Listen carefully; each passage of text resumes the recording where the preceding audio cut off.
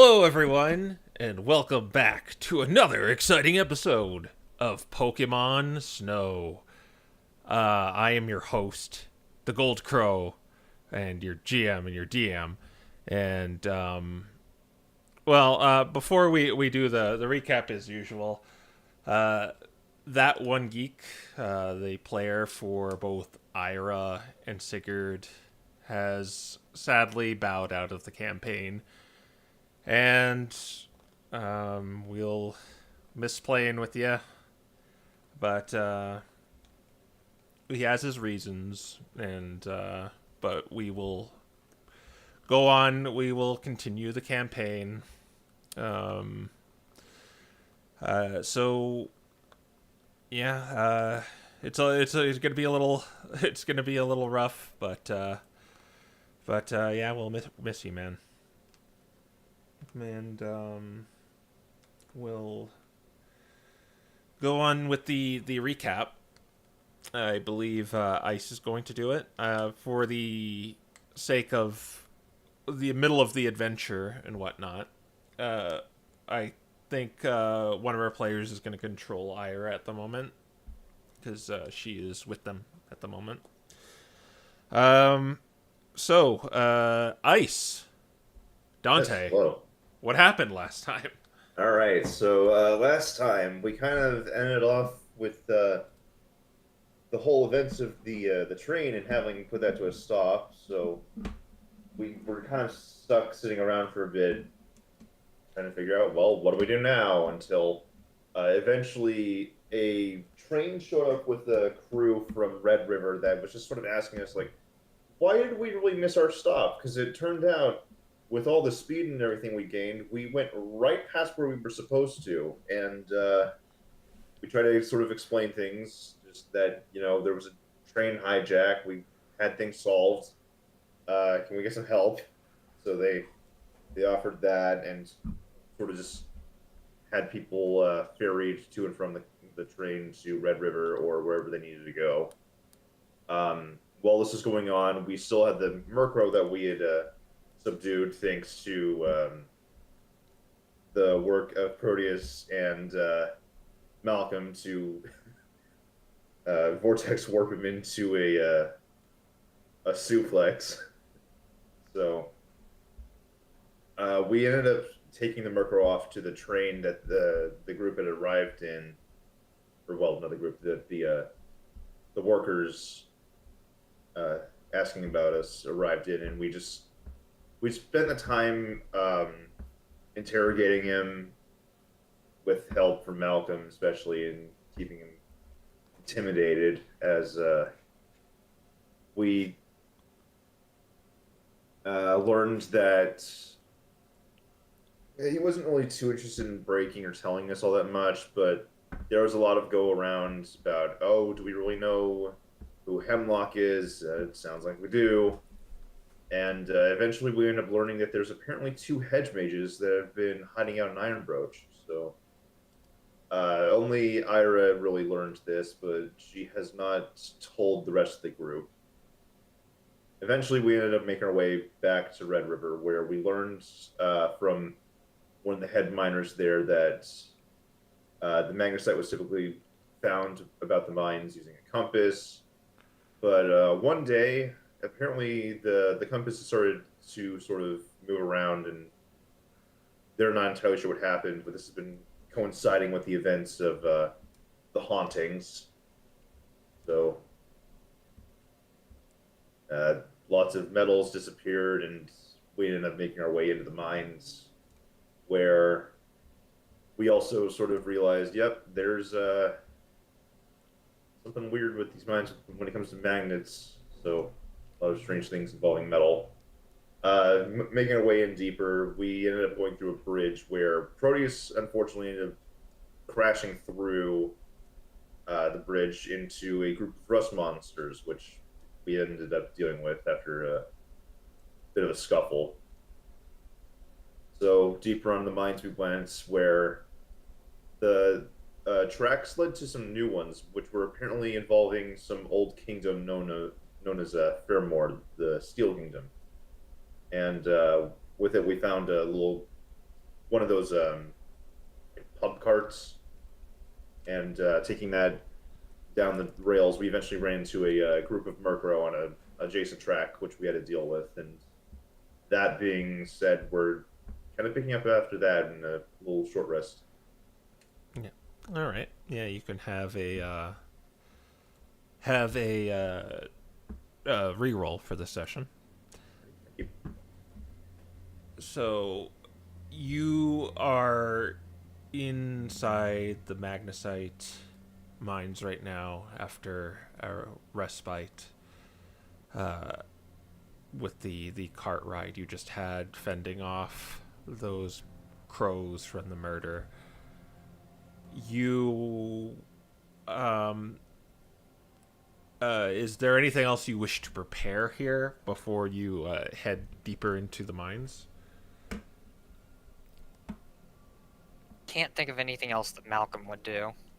I don't think we can swap masteries on a short rest. No. On a long rest, yeah. Yeah, so Yeah. I don't think I can do anything then. Yeah, I ended up spending some hit dice, but I don't want to spend any additional ones. I don't think I've got anything I want to use, really. Ira is going to use, before the short rest, is going to use False Life, and she acquired 14 temporary hit points. And because she just gets the spell slot back from being a warlock. Wait, +9? Does she have a modifier on that too? No, it's if you use a spell slot above 2, it's right. 5 more, so it's like, it usually Right. is 2d4 plus 4, but now it's plus 9. Yeah, Yeah. Warlock upcasting. Yeah. Almost forgot about that. Yep. Okay. Yeah, so it seems like the mine continues forward.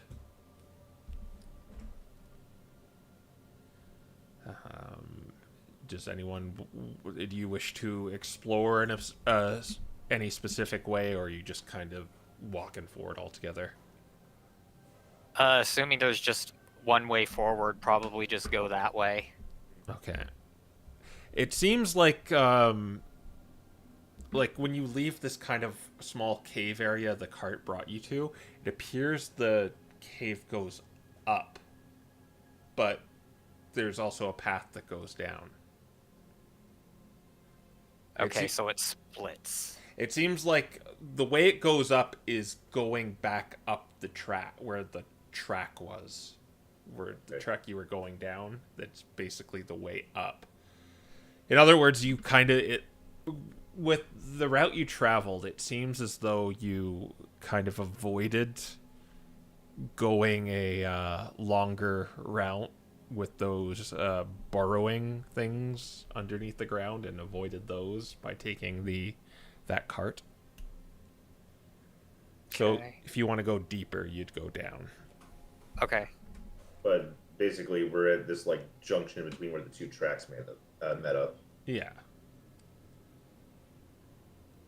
Well, we have a date with a Dargan, so Yep. Yeah, and we were told the magnesite is deeper in the mines anyway, so... Yeah. I mean, I imagine if we just pulled out one of the compasses too, it would point us.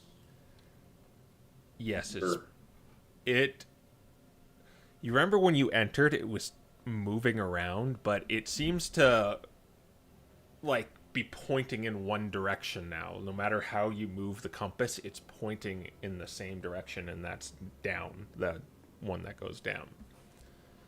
Okay. So, We figured out where all the magnetite's going. well, what this kind of entails is it was moving before, now it's not.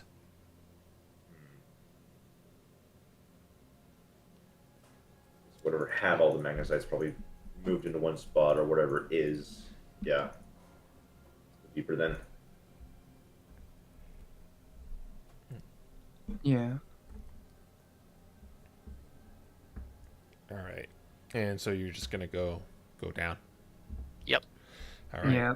Someone check the floor, someone check the ceiling. You're going to be on alert, just kind of looking at the ceilings and walls and all that. Yep. Are we Okay. still just in the dark right now where Dante's being guided?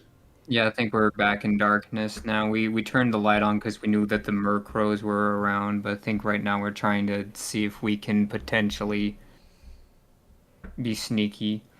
Okay, so we put the we put the glowing rock into the backpack again.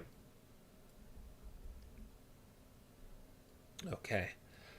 I will have everyone except Dante do a perception check. Dante, you failed your perception check. I can't Wow. believe this. I can't see. Ira got pretty high. I rolled for Ira. Okay. Yeah. I also got high. I got 19. I got reasonable 16. All right. So,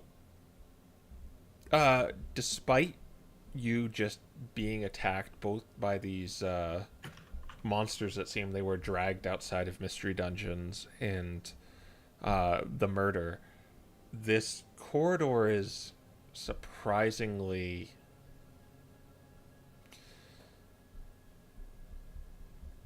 who got the highest perception roll? I got 19 for Ira.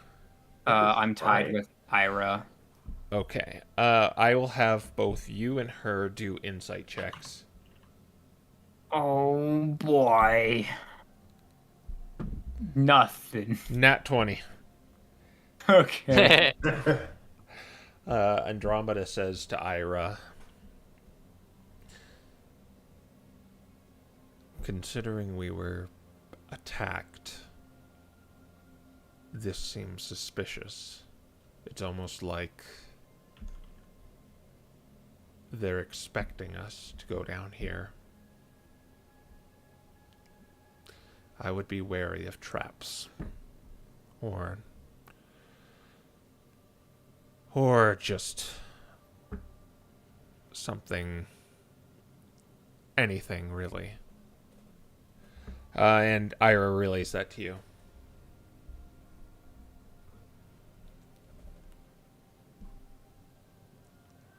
So let the sheep go first. Got it. Run to the traps. I mean, I'd rather not activate any of these traps. Problem is, We should probably turn on the light then. More or less is what she's saying, Andromeda's saying, is they know you're here, so they're giving you a free pass here, but you know there's gonna be something something funny might happen. yeah, that's why I'm trying to think of our options of approach, how, if we could fake them out in some way. if they know we're here, then maybe we. Okay. A small idea. What if we purposely make a light source and toss it ahead? I could potentially do us better. It would cost a slot, but Right, we could suggest, give like, we could give the light source to a shadow clone, and then have the shadow clone go ahead of us. So if they have prepared attacks, they'll shoot something that is moving with a real object. True, they'll shoot at someone instead, and we just rush in. But I wonder if a simple light would be enough to make them preemptively. Well, we may as well do it. It'll give us a look of what's up ahead and hopefully get any ambush traps sprung ahead of us. The other reason I wanted to use the shadow clone is because it will trigger traps. If I used silent image, it would not. All right. If it's like a case- pressure plate or a tripwire or something. In that case, would you want to use the shadow clone and all handed? Yeah. Before doing this, I will turn the shadow clone to look like Malcolm since he can't normally see in the dark, so that way it's not suspicious. Okay. Does it It would like? assume the Stantler would also not be able to see in the dark. Well, the guy implied last time that they know what Proteus is, so that's why I'm not Oh, going to do that. all right. Is it like where does it wear Malcolm's stuff? More or less, it will have my equipment, but it will have the illusion of Malcolm's. Okay. All right. Yeah. So, Or, yeah, hey, that is a strange question. so just you watch Proteus kind of start focusing, and then just kind of this transparent image projects from him, and it starts morphing into Malcolm. Hi, Malcolm. And then we'll go, "Hi, Malcolm." Quill wasn't expecting that. Malcolm was. I'm just not sure what he'd say.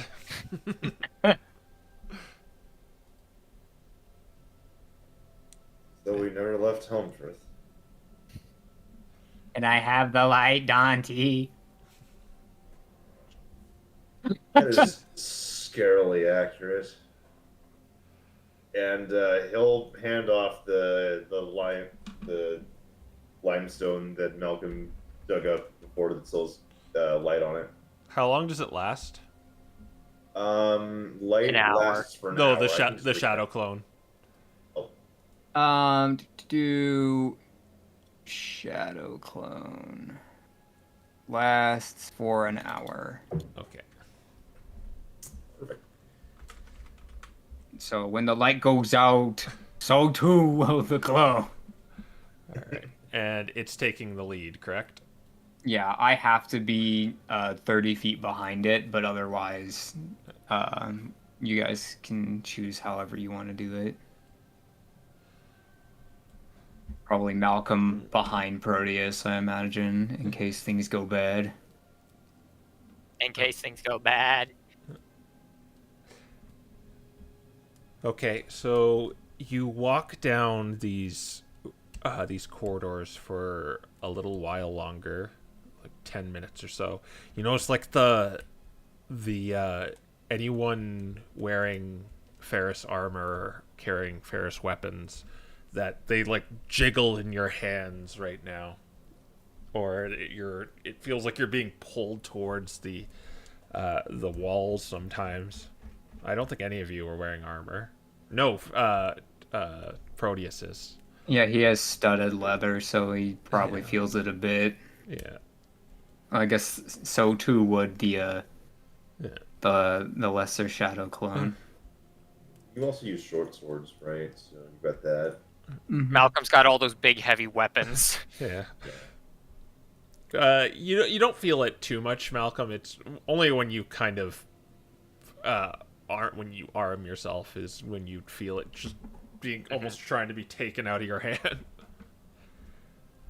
Okay, but yeah, you continue forward with the Malcolm clone leading the way with the light source until you the cave the path you're following starts opening up as these pools of this bright, almost turquoise water. It's opaque, begins kind of creating these streams that kind of branch out into 6 different smaller streams as the cave starts opening up. You can hear the water funneling somewhere. You can hear the sound of water falling down. Not like a enormous waterfall, but the water is running somewhere. You hear it kind of splashing down into another font. As you follow this path, it's about the cave is about opening about 60 feet now, where these 6 pools, streams of water are kind of going down now. This water you said is bright, opaque. It's bright, like turquoise, opaque. And these streams, about how far apart are they? Are they evenly spaced? Uh, more or less, yes. They're very small streams. Like they're Okay. not even 5 feet. Okay, so they're like little trickles of runoff then. Yeah. Okay. And they look natural. Besides the color, Yeah. yes. Okay.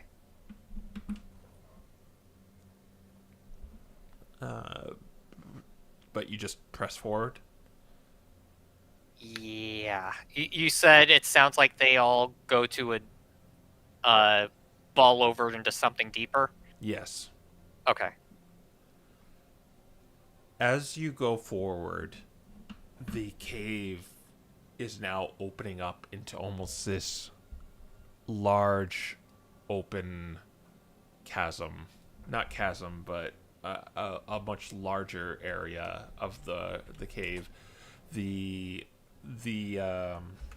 magnetic pull of the magnesite around you that's buried deep within the walls is just pulling you more and more.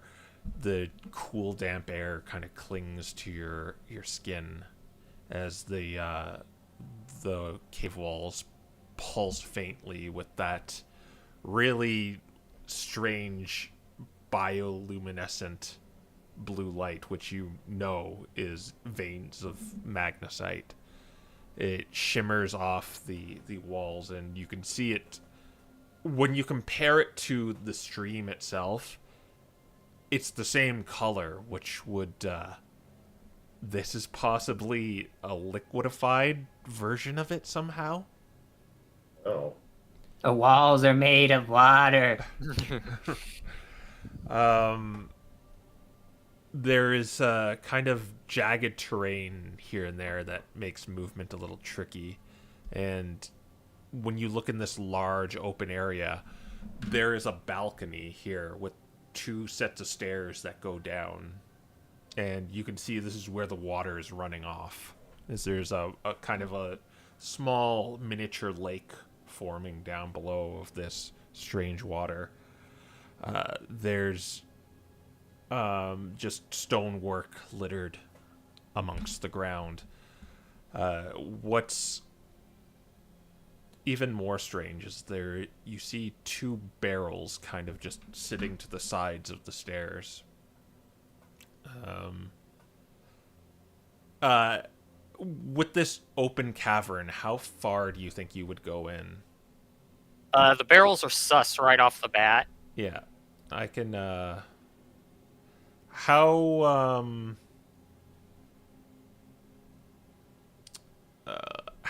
much light does light give off? 40 It's feet, effectively.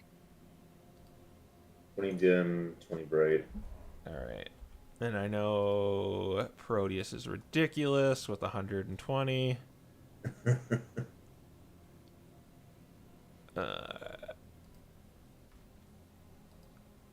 So, additional thing with the pools of this magnetite water, is it hot at all, or is it just Are you gonna touch it? no, just like keeping a hand above it? Is it emanating any amount of warmth? It is not. It in fact it feels cool. Very cool. In fact, it's very cold inside this mine. Okay. Yeah, as caves tend to be. I'm seeing more of interest off to the right than to the left, so I think we'll have Clone Malcolm go that way. You're having Clone Malcolm go. Okay. Which way do you want him to go? Down the stairs on the right, just because there's more stairs we can see over here that could be interesting. All right. Or you're following him, correct? I have to, yes. All right. Stay back 30 feet. When he goes, what would the rest of you be doing right now? Malcolm's going to be following Proteus, but he's going to be staying back in the darkness. So he's probably about 20 feet behind Proteus. All right. So Let's see, because that's 40. Everyone is 30 feet apart here. We all know the rules of Fireball, or so in this case, Exploding Barrel. I guess, yeah, that means like Dante, Ira, and Malcolm are back here. Oh, there's an entire area back this way that you can't see due to the darkness.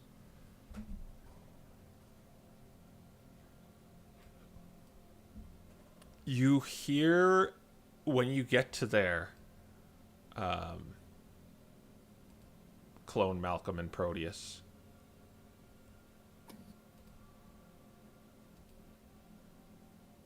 You hear a slightly booming voice. Ah, at last. The vermin that dare to stand against me. You've come far, but this is where your journey ends. I am the power behind the chaos, the force that will break your world. And now you face your reckoning. It is coming from the other side. Like over here. Down there. Yeah. Okay. Quick question. These little 4-leaf clovers, are those just environmental? Yeah. It's just Okay. environment. Blood mushrooms. Okay. Can I have the clone take the explosive? Oh my gosh. You're gonna take it? Yeah, I figure if it blows up if I touch it, it's better to have the clone do that now. And if it doesn't, then we can take it to Hemlock and blow him up with it. You just gonna shoot the barrel or something? Well, Are you going to walk over there as the clone? Yeah. I have to make it seem dumb like Malcolm, so I guess I've already done it. It says, the voice says, don't take another step forward towards that. But it's pretty. It has a flower next to it. You hear the sounds of like drums, but then realize it is the beating of wings as you hear it from coming from the across the cave, as from peeking out of the darkness this green serpentine head flies out. ah.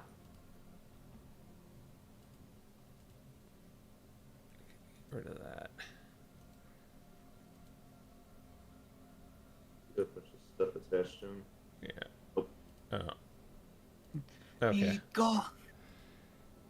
Got an AoE and the thingy, but let's ignore that. Yeah. All right. So, yeah, he looks directly at both Proteus and the clone, and he says, "You've been a thorn in my side for far too long, meddling with forces you can't possibly understand. Do you truly think your pathetic efforts will change anything? Once I crush you here, it will all be over. Iron Brooch belongs to me." Why do you want it?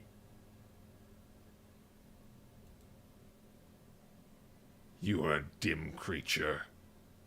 You can't possibly understand why I want it. I've heard much about you.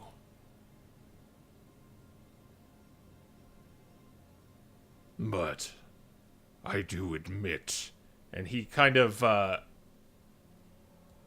he lands over here as he goes down to the ground. Was that the clone that said that, or was that Malcolm? That was Malcolm. Here? Yeah. All right.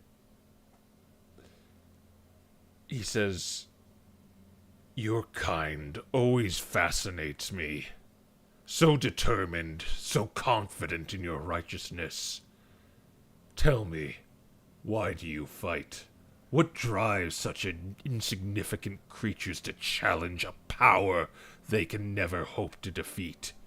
Surely one of you must have your doubts about this mission of yours." Well, you have mommy issues. So, you're not very different than us. He looks at he's more so looking at you, Proteus, and for some reason you, Dante, you can see you. I can't even see myself in the map right now. Sorry. He's like, you can't see me because I can't see myself. Oh, I've been spotted. You don't know that. You can't see that far. I can't. No. And neither can Malcolm. He's just talking into the darkness. Or to the other Malcolm.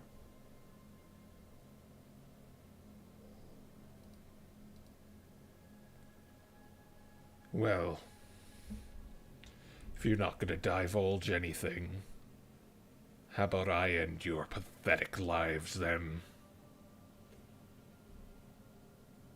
Well, we have good reasons to go up against tyrants who want to destroy everyone around them. That alone gives us a pretty good reason. If we're going to die both ways, we might as well die before you can get going.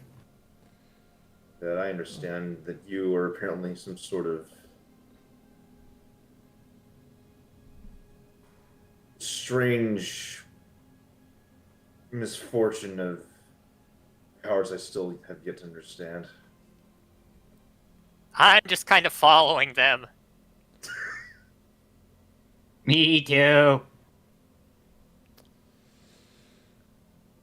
Well, trust me, I know your kind all too well. You fight for glory, for revenge, for loved ones. But what happens when they learn of your failure here? When they see your broken bodies lying in the dust? What will they say? What will become of them when I am done with you? Oh, when they find out about me, I just get to take a dirt nap. In Dante's rock garden. The All the promised good- land. Yeah, all the good grass grows there. Enough of this charade. And he begins just rearing up. Let's roll initiative.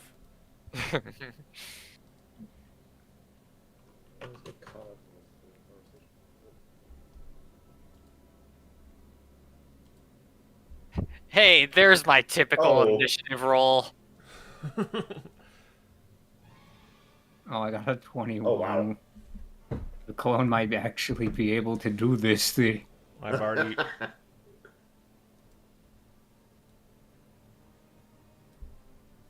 Alright, I have rolled...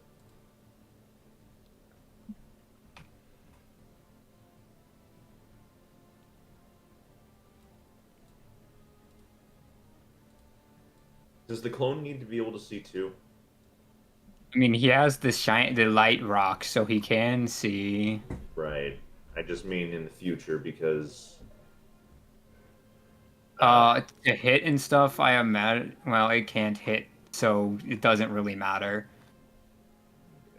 But what it can do is move objects, and that's all I needed to do. All right, Proteus will be the first one to go. All right. Let's see how this goes first. So he's gonna go get it. How does the clone do with getting it? Does it have a strength score? I think its strength would be 8. That Your stats or whoever you copied.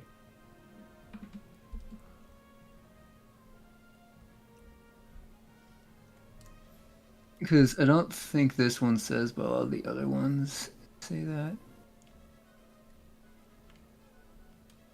It can physically interact with objects. It does not say what its strength is or Well, if it has any. I'll assume it's your stats, but Yeah, 'cause it's gonna that's- need a athletics check to pick this up because it's a barrel. Yeah. Yeah. 17. Yeah, it picks up the barrel. Alright, he's got the barrel. Alright, and so then he moved 20 feet, so he can go 10 more feet, but I will have to mimic at least as much movement.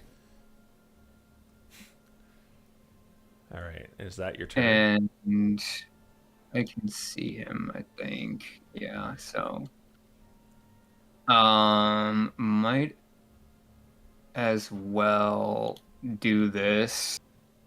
I'm going to hit him with whatchamacallit?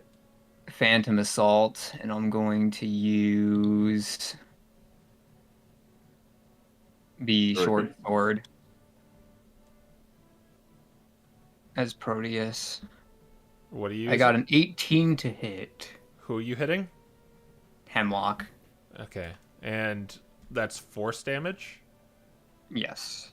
Okay. Yeah, you would hit him. All right. That should just be d6. But 6 damage. That's nice. But important thing is going for Vex here. Okay, yeah, you would get Vex off as well. And you do 6 points of damage to him as he kind of yelps in pain. Actually, he does not yelp in pain. It just kind of glances off of him. But it hurts him. It hurt.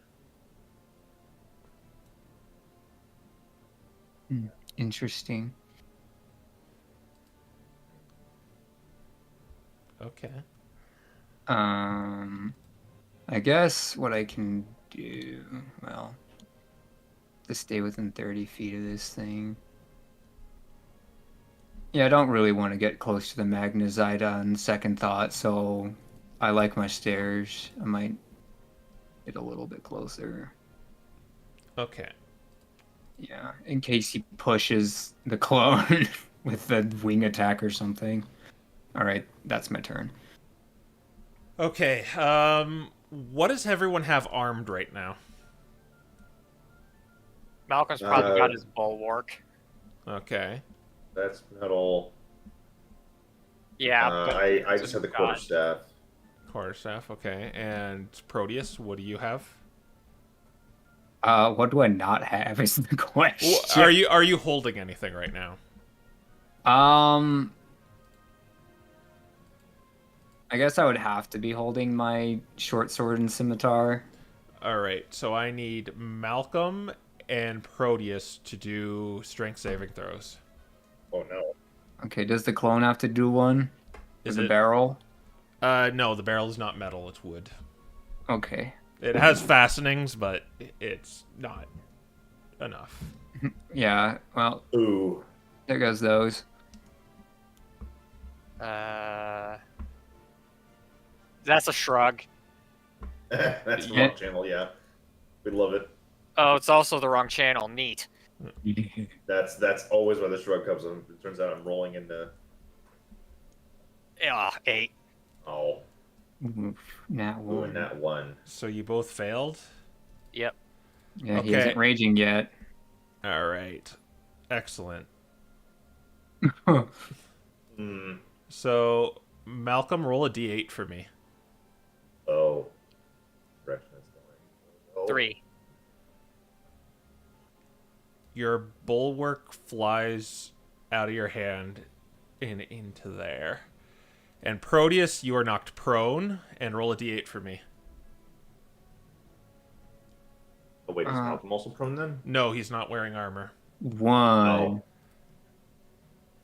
Proteus, your weapon is flung over there, and you are knocked prone.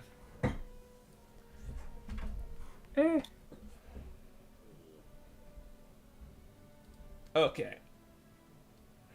And you see Hemlock look at the clone, and he says, "You fool."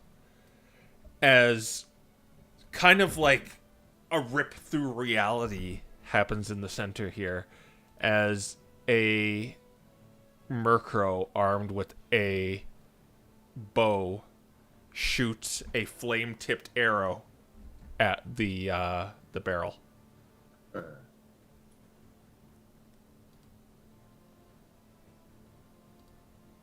Rip the clone. Yep.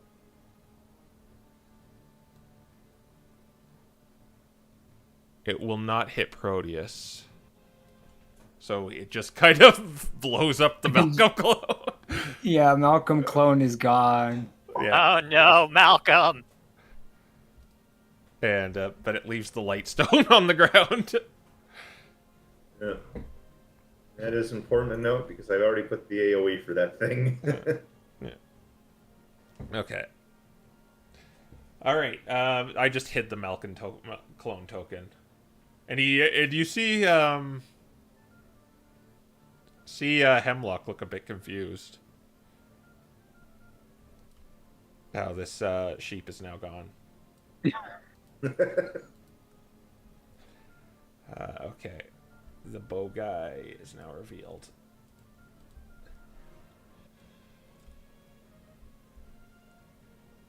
Next in line,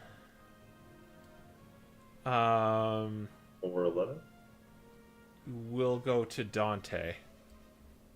Okay. Well, at this point, I think it's fine to start moving up a little bit.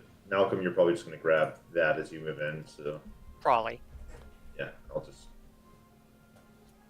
head.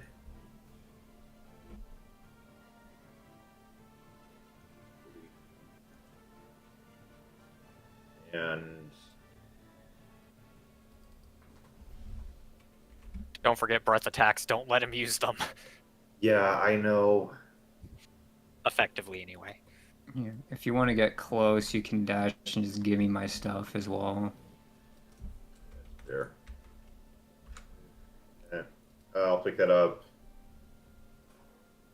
Hand that off to you. Because that's just the same thing, like pick up and drop. For you, Yeah. object interact. Yeah, if you just pick up and drop, you can do that. Drop that next to him. As you see, like, Proteus kind of being forced to the ground right now. Okay. And then my last bit of movement, I'll move here. Okay. I'm no longer in the dark. I can see. Oh no. Oh no! Hemlock, you see the green dragon fly up here. And he looks at you, Dante. And when he gets closer, you notice he's wearing like a crown of like swords and axes and like this makeshift crown made out of like just various weapons. And he looks at you, and one of the swords just starts shaking, and it dislodges and starts swirling towards you to try to impale you. Might miss. That is going to be a 14 to hit. Yep, that is indeed a miss. Yeah. So you just see the sword like just fly and clang against the side of the cave. We will go then to Malcolm. All right. I can just pick this up with a free action, right? Yeah. Okay. It's back on Malcolm. All right. And then he is going to drink the potion of poison resistance. Okay. Let me just remove that from my inventory real quick. And then he's going to explode. Okay. You're going to rage? Yes. All right. So. Oh, I knew this would happen. Oh. I didn't see anyone roll Ira into initiative, so I just didn't. Oh. And that it was naturally incredibly high. Whoops. Crow already rolled it. I just forgot to put it in. Oh, okay. Where was she at? I don't know if he rolled it. I don't know what that number was. Ooh, whenever a creature hits you with an attack roll before your rage ends, the creature takes 1d6 force damage as magic lashes out in retribution. Oh, wow. Man, we should have had that on the other Malcolm. That is really good. Okay. Okay, as that's 5, 10, 15, 20, 25, 30? Is that usable? Yeah, that's fine. Okay. And that's where Malcolm's turn ends. All right. So his Also- AC is currently at 17. All right. Just to quickly clarify, this stuff is not actually glowing, right? It's not glowing, but when you shine light on it, it's kind of bioluminescent. Okay. It's not lighting the cave. Gotcha. So That's you our can eight. you can see it in the darkness, but it doesn't illuminate anything. Yeah, basically. exactly. Yeah.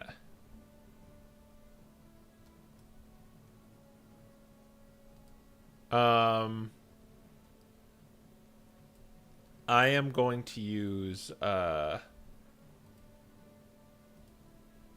legendary action to miss Dante again. Yeah, that's a 3 on the dice. All right. Wow. All right.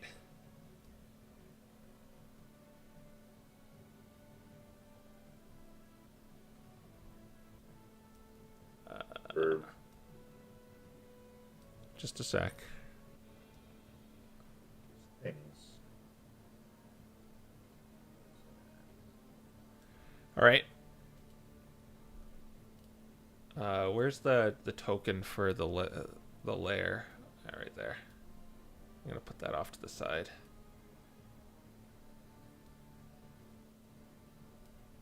All right.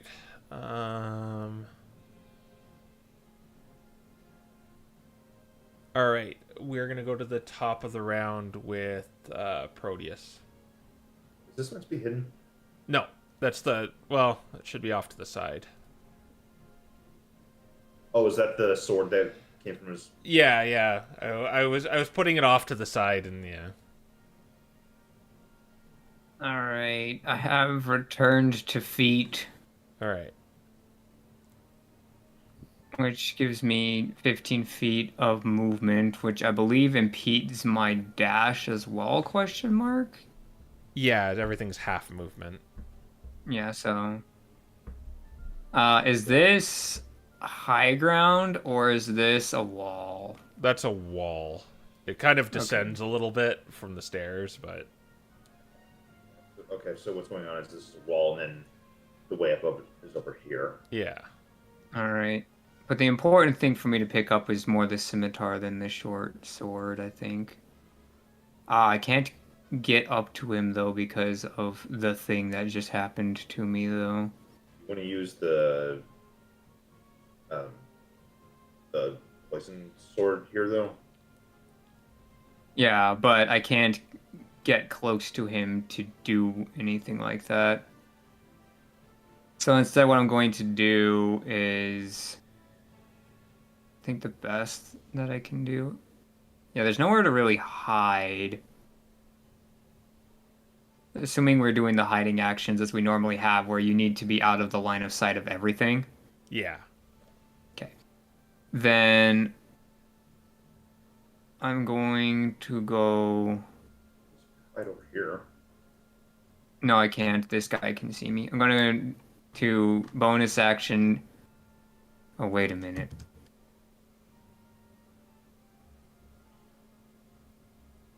Have I used Shadow Dash today? Did you use it earlier I. during Rust Monsters? Oh, I get it back on a short rest. So I do have it. Oh. Which means I get an additional 20 feet, which will be enough to close the distance up to him with just a bonus action. Assuming. Wait, is he a 3x3 I don't know. creature? How big he? He's large. Oh, so he's only a 2x2. Yeah. He should only be a 2. Alright, which 2x2 is he in? He should Yeah, be- because he's centered in. Yeah, right there. Okay, I should be able to get 40, because 15 plus 15 plus 10 is 40. Alright, and moment of truth, we're coming in with the poison slaying sword. Okay. We are not messing around. Venom Punisher is coming in. He's got advantage. Why do you have advantage? Because of Yeah. Vex from last time. Oh, right. Okay, yeah. Yes. Yes. Aw. And I'm going to You- get not enough to hit. I don't think, Yeah. unless you want me to re-roll that. Do you want the reroll this early? This is your re-roll. It's your choice. I'm asking you though. My We choice is your decision. we would be if it goes well, we would be opening up with a Venom Punisher sneak attack. Does the dice on a crit for this thing for the Venom Punisher extra damage crunchy as well? It would be, yes, because it's like you're Then yeah. we might want to go for it. You know what? I think we got healing and other stuff to worry about later, so sure. Okay. Let's try to get this opening to be good. All right, we're going in again with a 24. A 24 will hit it. You do not get the benefits of the poison slaying weapon. Oh. He's playing games with us. He's not even here. That'll still be... How many sneak attack dice do I have? I think I have 2, so that's still 3d6. That's 15 piercing damage. All right, you hurt him nonetheless, but you notice the sword didn't it didn't do anything fantastical. It's just like it hit like a normal sword would. All right. And I'm going to come around with the Nick property of the scimitar with a 15 to hit. 15 does not hit. Okay, so whoever this is still has good AC. Double. Or there might be someone here giving him Venom Punisher resistant. Do you even know about it though? Don't know. Seems like he does though, because he has a response to it, but that's action, bonus action, attack, so. All right, Ira, it will be your turn. So what would Ira do? Just wanted to go after the The gremlins, yeah. Yeah, because I'm worried about those guys. So I think to start, she's going to X. Can she see that? She has 60 feet of dark vision, I believe. Yeah, she's gonna have Could be mistaken. has to get a little bit closer. So she'll have to move first. Pretend she dodged last time, so it goes better. So that's 20, and then that's 30. So he is actually just out of range. Could do it disadvantage. Well, Hex requires vision. Could He- hex hemlock. Yeah. I think we might just want to E-blast Hemlock, because the thing about Hex is you can't transfer it until someone dies. That's fair. And we want that extra damage on the guys who will die to it. So I think we'll just blast All right. Blast. 23. That will hit, and it's only one beam, so you don't have to. Yeah. 8 force damage. Unless she has any knickknacks to it. No, that's it. 8 force damage.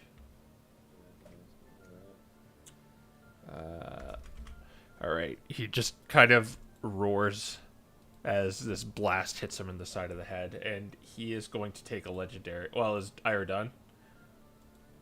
Yeah, that's her movement and action. I don't think she has any bonus actions she can take. Yeah, no. All right. So it's going to use its legendary action. You'd make a strength saving throw at disadvantage, Proteus. Uh-oh. So he's been collecting things from around people.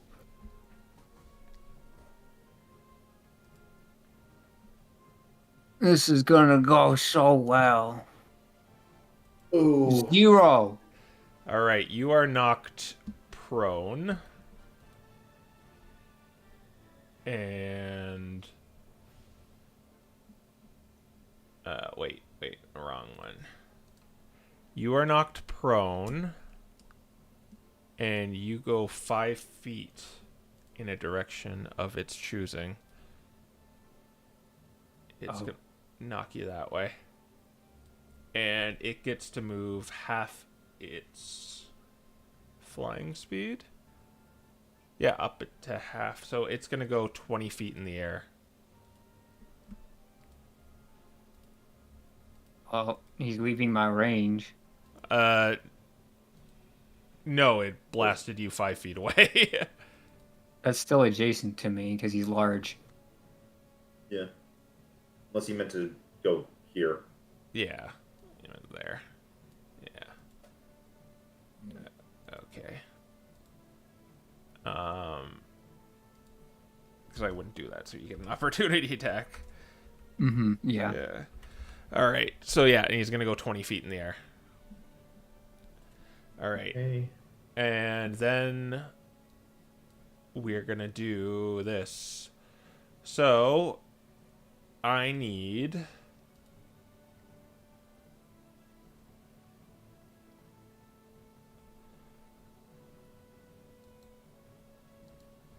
where's my both Ira and Dante to do dexterity saving throws. Uh-oh.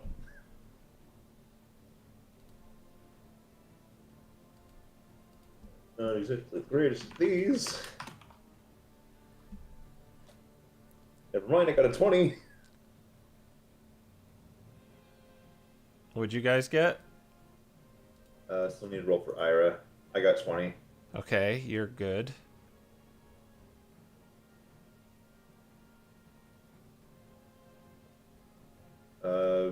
Firebird, you're supposed to roll the save. Yeah. Oh 0. my gosh. Okay, Ira is going to take 3 piercing damage as kind of these metal shards just kind of... You see the ground moving as these sharp needles start, like, shooting out of the ground. Dante manages to dodge out of the way, but Ira takes 3 of those. 3 damage from those. And it is considered the spike growth spell right now. So it's still this entire area now? Yeah. Ooh. Fun. Okay. So yeah, you don't want to move across that. All right. So we go to the bow guy, who is just gonna shoot at Dante. Yep. Missing. All right.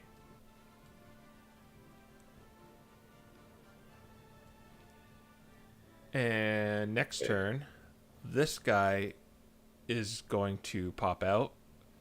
Boo. Ah. And he is going to shoot a magic missile at Ira.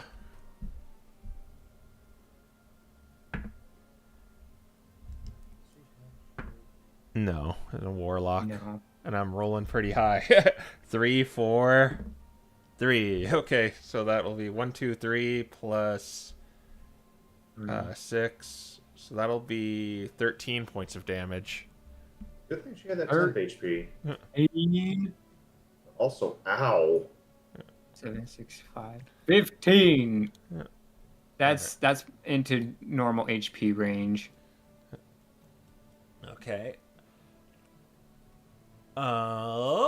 Then we're gonna go to Dante. You're surrounded by these sharp metal protrusions in the ground. Yes.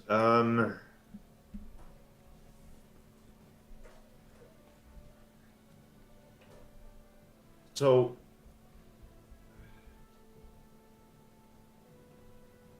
we were told that Hemlock was Belladonna's offspring, and he's already this big. He's been drinking the Kool-Aid. Well, You could take the scroll from me if you want to cast Detect Magic and see if it's even him. yeah, that's what I'm worried about, because if he's been like lancing the stuff off and just not really reacting to the damage, and the fact he didn't take extra from the poison sword is what's making me really suspicious. I should remind you too. There's like also the study action too, if like you think that's an option. Yeah, I honestly might just go with the study action right now. All right. So, I'll make that either investigation, nature, or perception.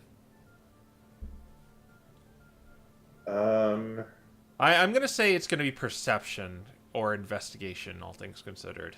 Considered. I only got proficiency in perception, so I'll do that one. All right.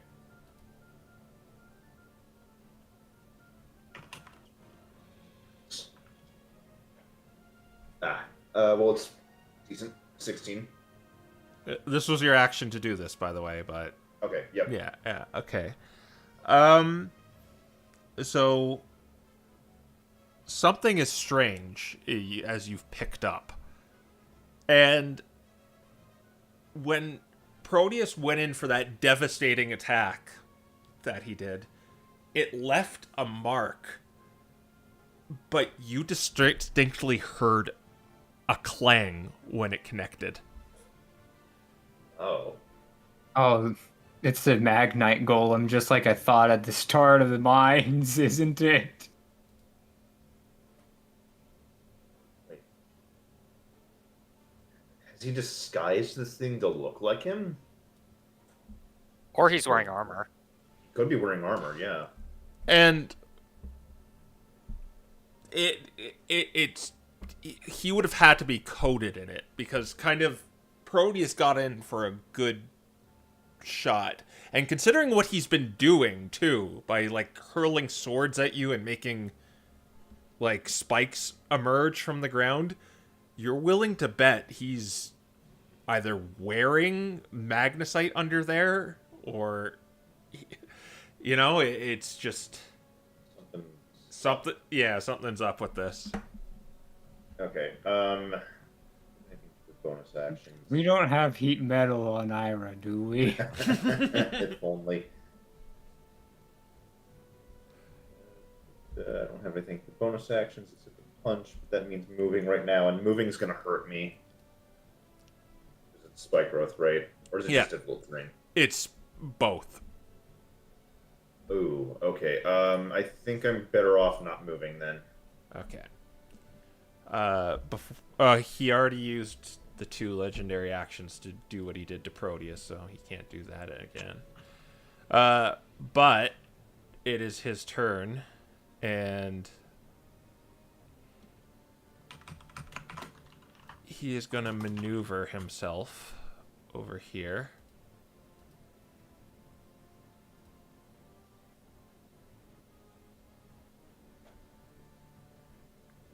Come on. Work with me. And he is going to use a breath. So, Proteus, I need you to do a strength saving throw at disadvantage. Oh, this is gonna go very well. 4. Goodbye, Oh, Nat there 20. goes the Nat 20. Yeah. So you get blown 40 feet Oh. that way. So you plunge into the magnesite. And you are going to take... well, we'll deal with that when it's your turn. Okay. Yeah, alright. Malcolm. Alright. 5, 10, 15, 20, 25, 30. And I am going to using my javelin reckless attack at this guy. Okay, so do you have the range for that? Yeah, javelins have a range of 30, 120, if I'm not mistaken. So we'll have just regular then, because reckless. Yep. Yeah. Okay. And it's in the light, so I should be able to see it. Oh, wait. Is a it's javelin still right here. 120? I think so. Please correct me if I'm wrong. I think it's only 6. Or no, yeah, you're right. You're right. Okay. Sweet. Yeah. 30, All right. 120, wow. Huh. All right, so it'll be a regular hit. Well, not at disadvantage. Alright, let me check to make sure I'm doing this right. Is it a +1 weapon? It is a +1 weapon. Yeah. 17. He's gonna pop a shield. Alright, burn that spell slot. All right. Yeah. Yeah. It's just this shimmering shield goes up, blocking the attack, where it just barely missed. All right. Yeah. Anything else you wish to do? You have a bonus action? Maintain rage. You don't need to. You attacked. Oh, okay. I don't think I can do anything with my rage. Yeah, Or with my bonus action. You can. Most of them do it, but I think this one is only when you take damage, right? Yeah. Oh, That's yeah. correct. All right. So, okay, you do need to do it. All right. Oh, right, yeah. Then we're going to go to this guy who appears. Nothing personal, kid. And he gets to attack with advantage because he's popping out of invisibility. Okay. Do it, sucker. Getting a 2 and a 5 on the dice, so he just miserably. Aw. Wouldn't it have been an advantage anyways because of reckless? Oh, yeah, it would have been anyway. Hi. You're dead. Have you seen Malika?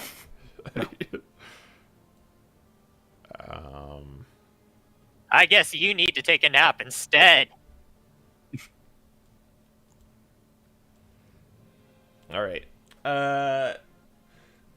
So, after this, at the top of the round, everyone hears a rock kind of clatter as it goes and just kind of sticks against the wall. As when you look behind you, you see the Florigato you saw on the a train before, trying to be sneaky, but miserably failing at it. Hi, Uh, Gordon. Certainly wasn't the entrance I was planning on having, but... And he said he's... Well, actually, can he see the dragon? I don't think he can. Yes, you Oh, can, the because dragon. there's a light. Yeah. Yeah, okay, so he sees the dragon, he's like, well, I was expecting the Murkrow, but that's certainly new. There's plenty of Murkrows around. Yeah. Yeah. So you see him, and what does he look like now? Has he changed, or just maybe give us a reminder? Well, right now, what he looks like is he looks he looks like your typical Floragato, only maybe a little lanky, but he's got a chain shirt for some armor on, and he's got Oh, great. this. Yes, I am well aware of exactly what that's gonna mean, unfortunately. And he's got this sort of wide-brimmed hat with a black feather on it. All right. And yeah, when you walk in here, you see the party. You see Proteus kind of floundering inside the strange water, and they're fighting this enormous green reptilian like monster.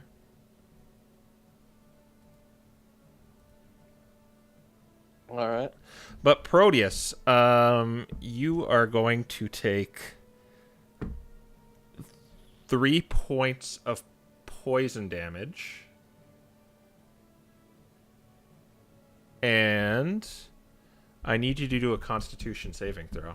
There it is.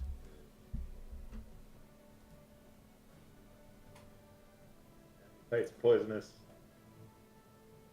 12. It's not a 0. Just wait. I think you might have saved this. 'Cause you... yeah, you just saved it. Okay, but you are floundering in this water right now.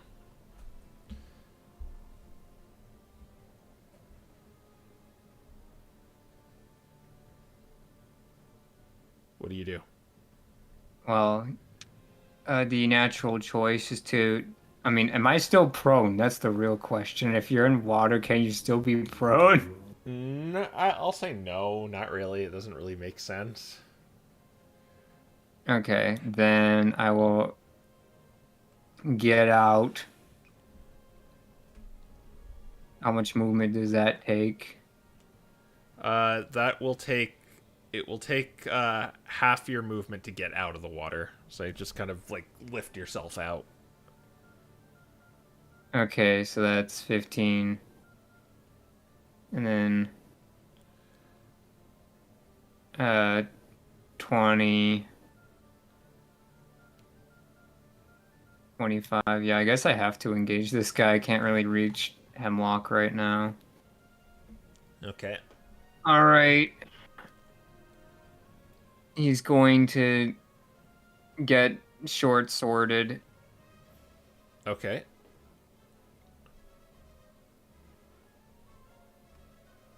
Which should just be regular. 19. 19 hits him. Alright. 7 piercing damage, but he's vexed for the scimitar. Alright. So that should be 18 and double 13s. 18 3 13s hits. in a row. Got a shiny, boys. Yeah, boy. 3d6, and that's it. 10 more piercing damage, so 17 in total. Where did the 3d6 come from? Sneak attack. But how? How? Yeah, Vex. advantage. I had advantage. Oh, right. I keep forgetting about the Vex. Oh, yeah. The Yeah. offhand. Yeah, you, do you run them through? Oh, yeah. Yeah. Dead. Well. You dispatch the archer. All Okay, right. wouldn't have seen that. You can't. You might. Proteus is glowing, and then part of his glowing bits just disappear inside of a silhouette. I mean, you're in complete darkness for me, though. No, he's dripping with glowy bits right now. Is that true, DM? It's kind of... You can't really make him out. You got a little bit of dribble on you, but it's not... it's not lighting up the way. You just kind of It just kind of rolls off of his body like mercury. yeah. Yeah. Uh, 15, 20, 25. We're gonna go here for 30, so there's a bit of room between me and the edges of the room. All right. Actually, do I have a bonus action still? I can't remember. I don't think I've used it. You used it to attack. No, I didn't. It's Nick. Oh, okay. I don't like that I'm being spotted by that line. Yeah. I was trying to think if there's anything I can use with my bonus action, because I can't hide. How close am I to Hemlock? I can reach him next turn pretty easily, so... He's 20 feet in the air. Oh, yeah. Alright, I wouldn't be able to reach him next turn anyway. Oh, that makes it. Actually, I have a different idea. Can I hide from the Murkrow? Or, well, from this Murkrow, I should say. If I'm Is he far in the enough dark? into the darkness, I have no idea if they have super dark vision or not. Well, they're dark types. So yeah. Well, the super dark vision comes into... Yeah, okay, fair enough. I'll just pass then. All right. All right. Then we're going to go to Hemlock, who is, as you feared, Dante, is going to shoot a sword from his crown at you. Another one. Getting only a 13. That's another miss. Yeah. Ira. Alright. For Ira's bonus action, she is going to activate Form of Dread, All right. which... let me see how much temp HP. It's D10 plus 3. So she gets 10 beautiful temp HP, so she's up to 25. Oh, it resets. Nope, it's already gone. The temp HP she had was Oh, already okay. gone. All Yeah. right. All right. That was her like real HP was She had 15. 17 max. All right. Yeah. And then once that has happened, this is difficult terrain, or is it restraining terrain, or what is It's it? difficult terrain, and it's pretty much spike growth. Okay, I'd say Yes. wait until she can fly. she can't. Yes, she can. Oh, Yes, she she didn't use can. it yet? I thought she did. I don't think so. I'm going to say for the sake of this, she hasn't. Okay. How close is Hemlock to the ceiling? It is 70 foot high. 70 feet high. Okay. He's probably somewhere close to 60 feet away, right? Yeah. All right. She's going to cast Shatter on him, and if he has sufficient amounts of metal, he will have disadvantage on the saving throw. He will have disadvantage. Yo.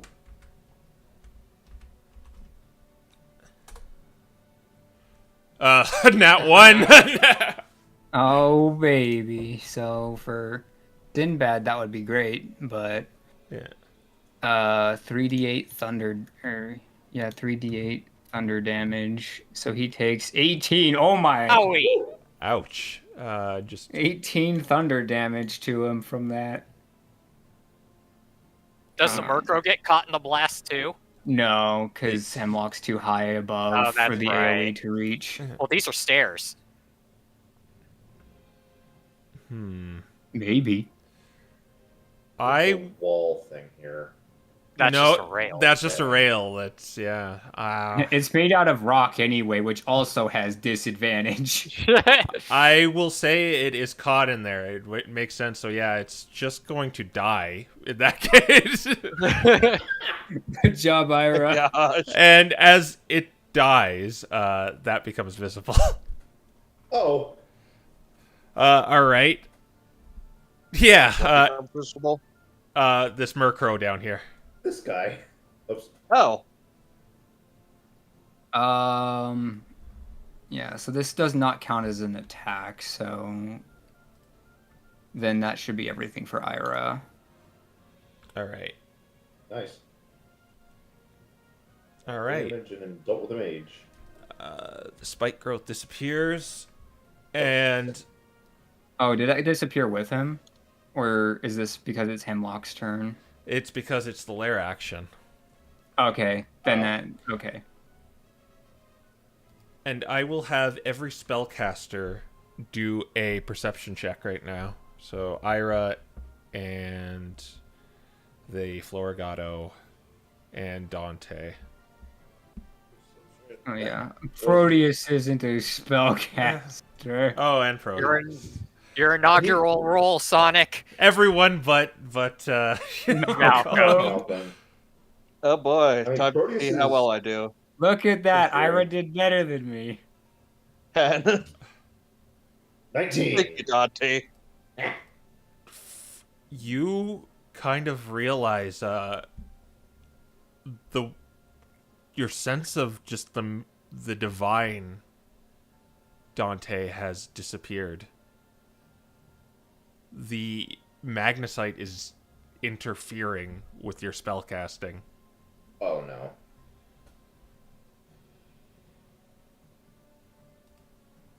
Well, good thing Ira got the shatter off last turn. And it's going to shoot another sword at you, Dante. And going to miss again. Because 14 does not hit, I take it? Nope, you Yeah. gotta get a 17 to hit me. All right. Bow guy is gone. So when you say that it's interfering with spellcasting, like, is that we just can't cast spells at all, or they're less effective? You, for intents and purposes, you are in the absence of magic right now for the round in an anti-magic field. Oh. Everyone, the whole lair. Oh, So boy. that's also why the guy would have just appeared too. So does Malcolm's retaliation go down too then? It is a wild magic barbarian. it would go down. But he's still raging, right? Yeah, Yeah, it's it'll suppressed. probably spark up again when the field goes down. Do I need to re-roll it when that happens? Questions No. for later. No, it's just suppressed. It's like Okay. a beholder. Okay, we're gonna ignore that, Hey. and we're When gonna go. everyone magic. We're gonna go to you, Gorvin. Okay. Well, so Gorvin was planning on using magic, but upon this, that's not going to happen, but at least he can move. So let's see. He's going to move over here. I can't see. Yeah, that's on the tile. Let's see.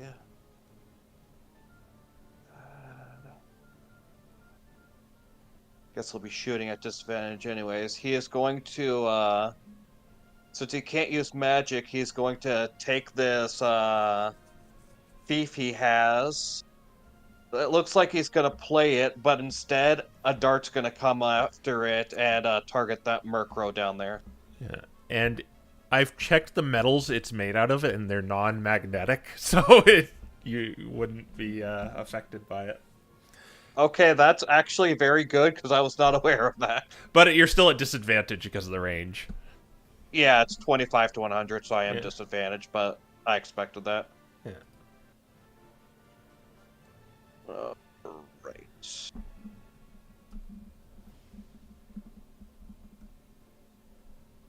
So let's see.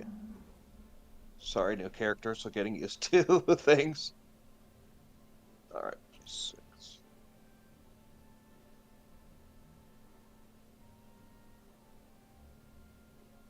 Well, that it's not. I forgot the K1, but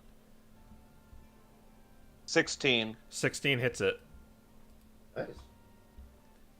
Oh wait, that would have been 17. I forgot. Yeah, well, a 16 hits it. All right, so it will take, I believe,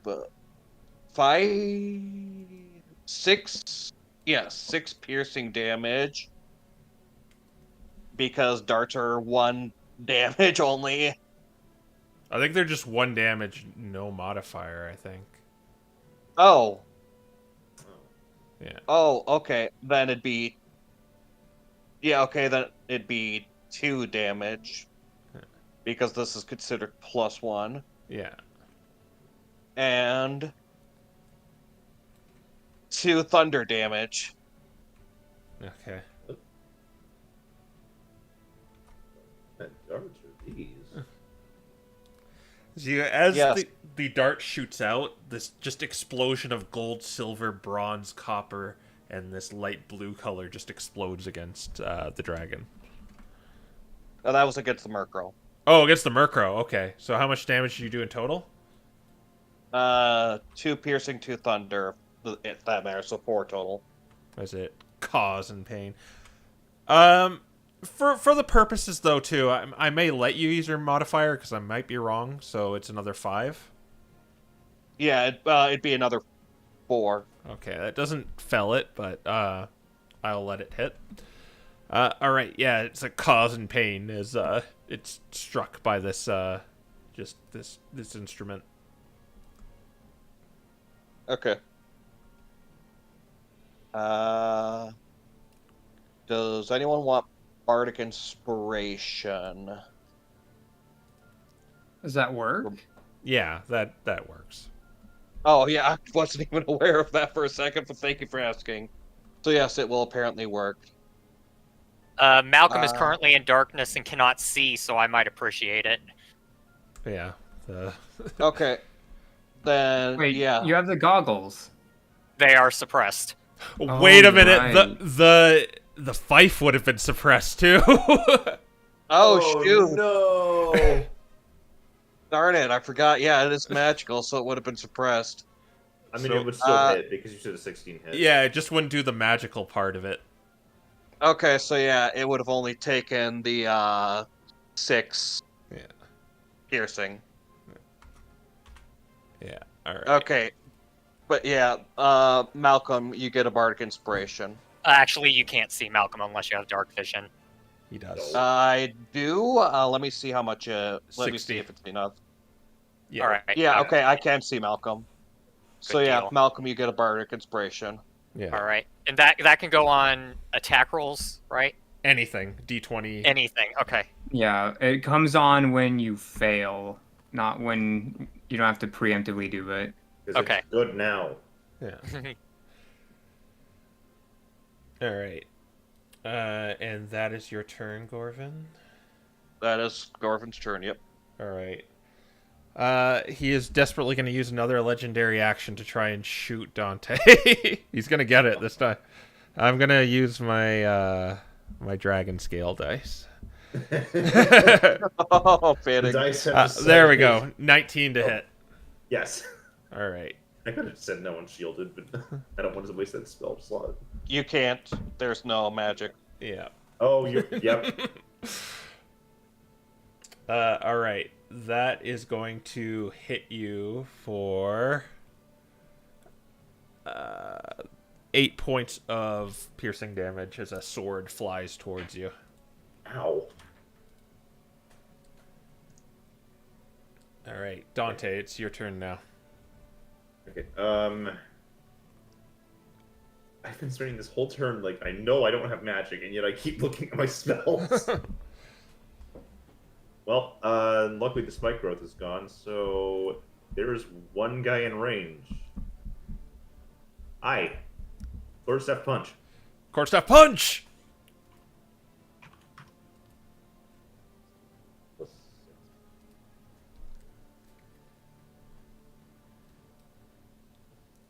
That's plus 5.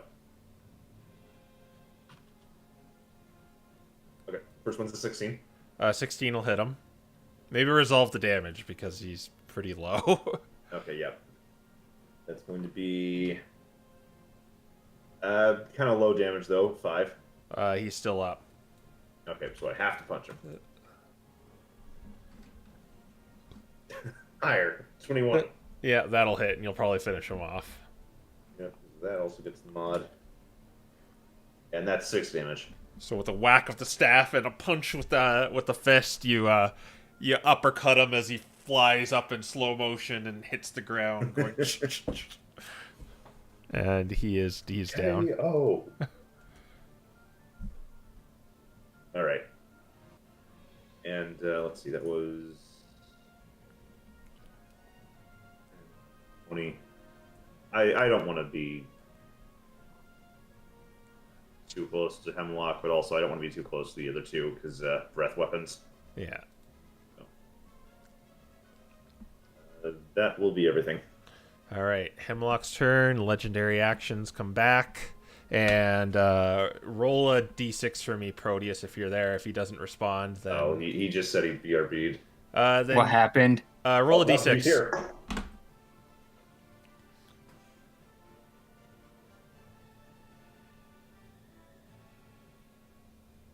Is Ira taking damage? Just Making roll a a save. just roll a d6. Roll d6.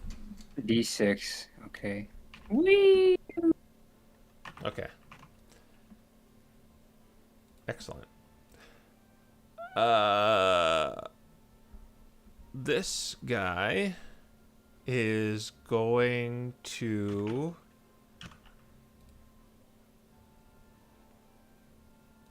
go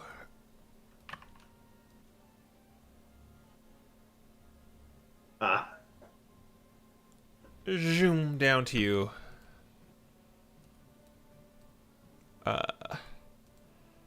He really doesn't want to center on the way too. And it is going to multi-attack you. I'm in danger. The Dragon Mole. It's a Dragon Ball. Yay. All right, so the good old claw and bite. First is a nat 1 with the claw, and with the bite, that is definitely going to hit with a big ol' like 22 or something. Yep. And that will be some. Where are my d10s? Okay, I'm probably down at Devil's Max.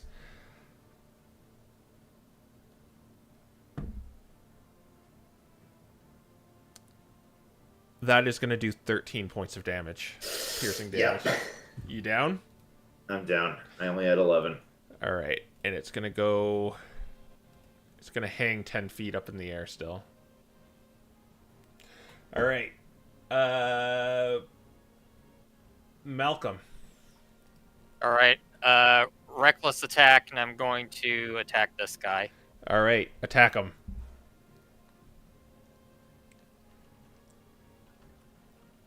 Oh, that wasn't oh, I didn't hit at advantage because of the blindness. I need to use the D8. Yeah. 17. That'll hit him then. 11. He is still up. Oh. But you did whack him pretty bad.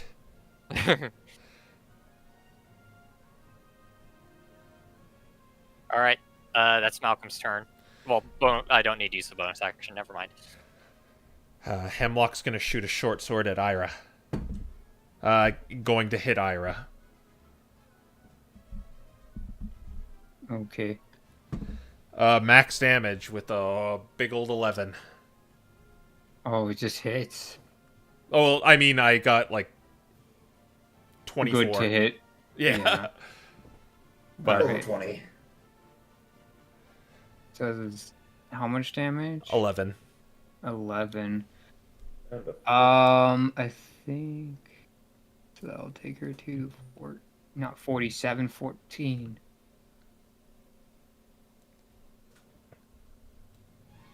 All right, so there goes the temp HP again. Okay. The rogue next to Malcolm is going to attack Malcolm. Going to miss Malcolm. Wow, even at advantage? Oh, I keep forgetting about your reckless attack. And and in darkness. Yeah. Well, a 1, I got a 5 the first time, and then I got a 1 the second time, so he's not hitting Oh me. my gosh. So 1 hit. All right, top of the round with Proteus in anti-magic zone. All right. Is Hemlock in meleeable range? As in, like, if I got here, could I melee him, or is he too high up? He's 10 feet up, so you can't really reach him unless you have another way. Well, if you jump, that's 5 feet in the air. I don't know. Trick. You can jump 5 feet in the air. I can't.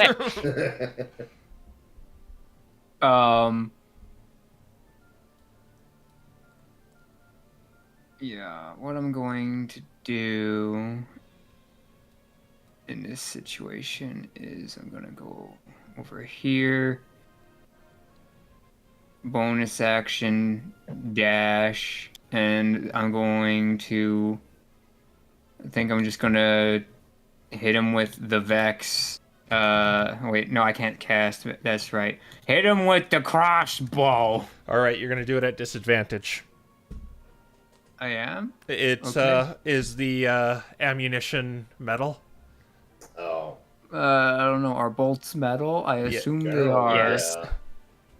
Or at least the heads of them are. That's definitely going to throw off the trajectory.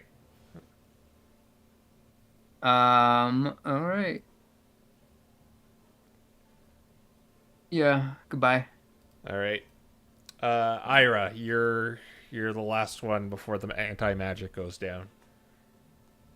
Yeah, the question is, what can Ira do before the anti-magic comes Yeah. down? The Yeah. main caster, Yeah, I can't really think of anything. I don't Um, think has anything other than movement. She could try to stabilize Dante. Yeah. Do Yeah, you really think but- she'd want to get in range of Hemlock? And Of course not. Magic potions are Inert. suppressed. Ooh, yeah, she'd have to do a medicine check at that point. Yeah. So I mean, I get up on 19s and I have advantage. I mean, so... it's she can ready the action for when it goes down. you have to concentrate to do that, though. So it's No, a weird I mean, like, situation. No. wait for the healing potion. I mean, Want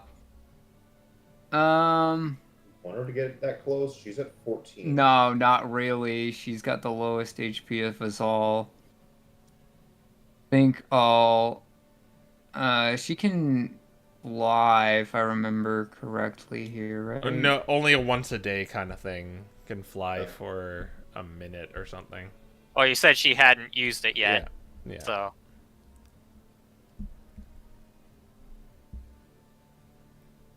Yeah. For now, what I'll do is I'll have her back up and use her crossbow.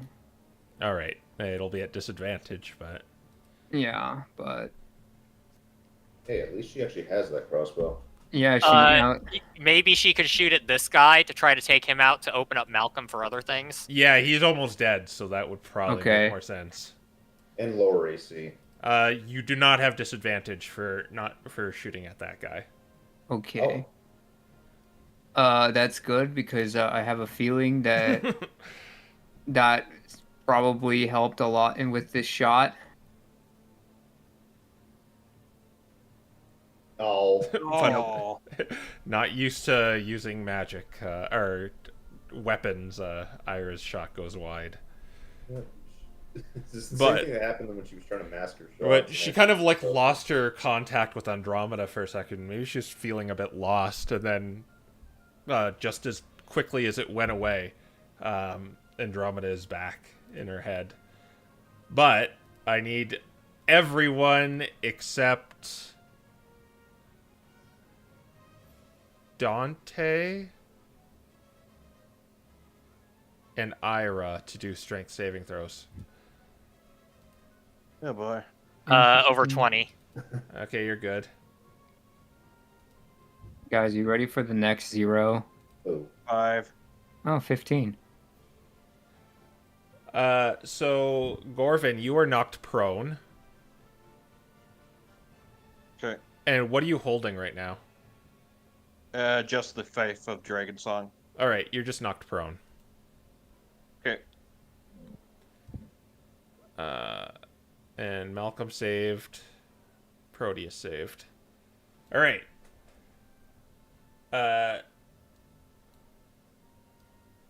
This guy is going to come out.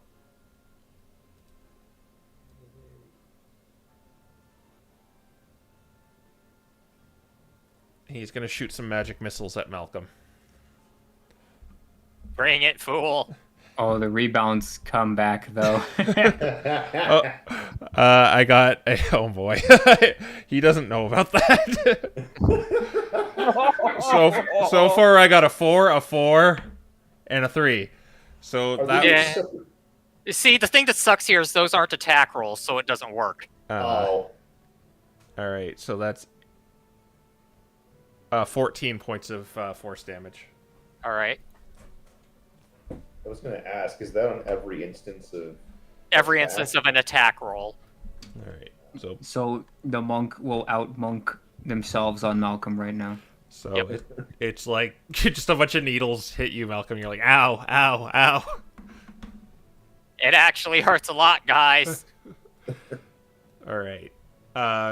Then we're going to go to Gorvin. Alright.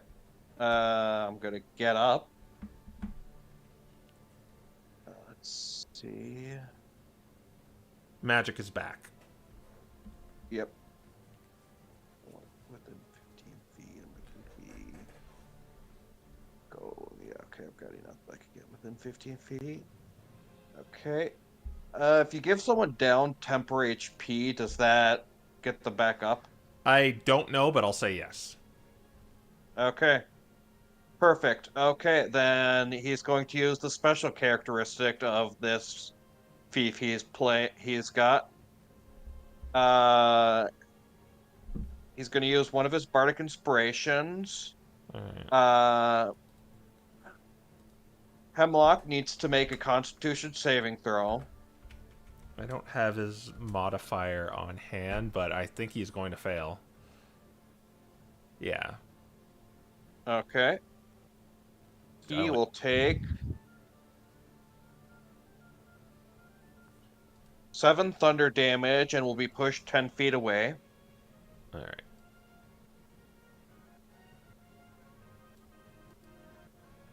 And How much thunder did it was 7? 7 thunder, yep. All right. Dante.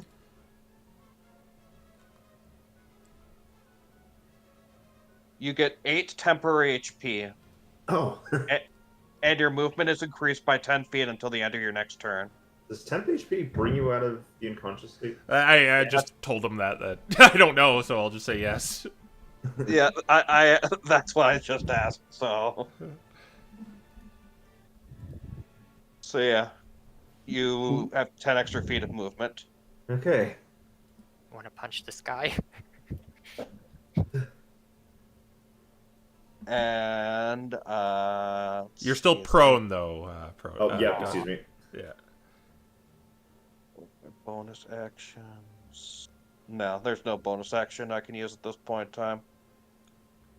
Okay, yep, and that will be well. Can I use this and then use a bardic inspiration at the same time? I think you can if it's a bonus action. Yeah. Yeah, bardic inspiration is usually. Yeah. Okay, Dante, you'll get a bardic inspiration. Okay. And yeah, that'll be my turn. All right. I'm gonna shoot a sword at Wait. you. Oh. What? I was just about to say I've got 5 feet of movement left, so I am going to go back 5 feet. That Oh, no. probably won't stop the sword from hitting me, but Yeah. He's gonna look at you, reviving Dante, and he's going to shoot the sword at you, Corbin. okay. But I don't think a fit does a 15 hit you? It does, but I'm going to use shield to block it. All right. Yeah, that's fine. Okay, Dante, it'll be your turn. Whew. All right. First of all, I think my best action is going to be getting myself actual HP because I don't want to just go down later. the anti-magic goes off and you just fall down. Oh my gosh. I don't know if that'd be how it worked. Yeah, probably missed healing. So Yeah, so I'm going to use healing words on myself. I still want to do some amount of damage to him here. What, you said it was how much temp HP? It was... Well, remember he's 10 feet in the air, Ice. You might not be able to hit him. Oh, don't worry. I have another thing. I'm going to cantrip. Gotcha. Okay. So, hit my HP really quick. 2d4 plus my Wismod.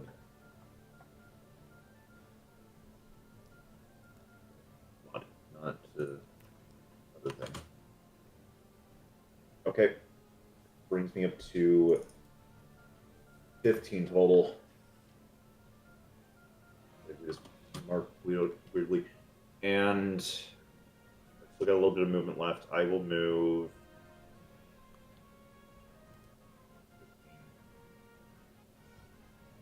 your movement is increased by 10, so remember that. Right, so it's more like I have 40 right now, which means I get 20 technically because of the prone thing. Correct. I wish I was level 4. And I'm going to hit Hemlock with a Toll the Dead. Toll the Dead. Okay. With save.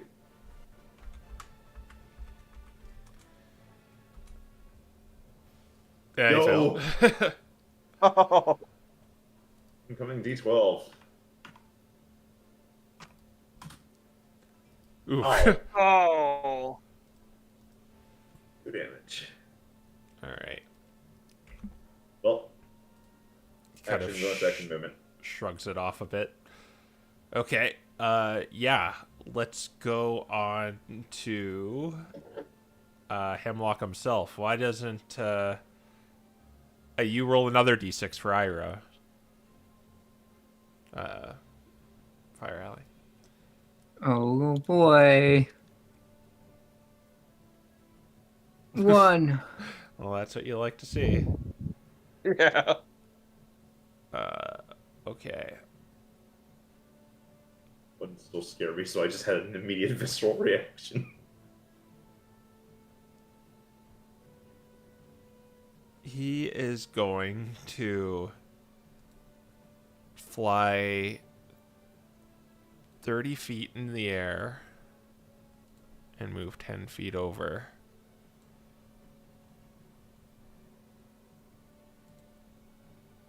He went up 30 or he's at 30? He went up 30 feet into the air and moved over 40 now. 10.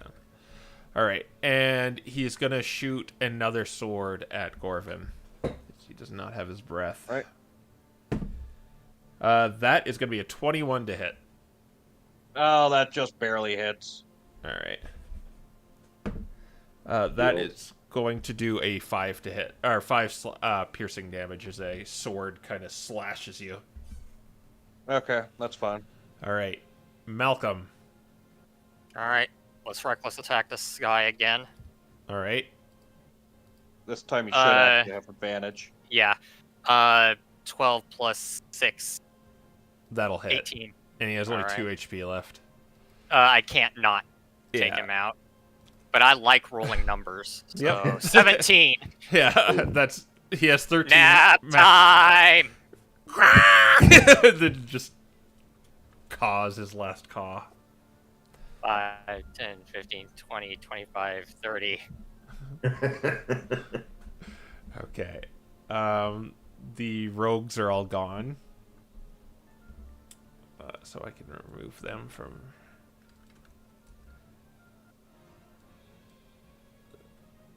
The mage is going to go far.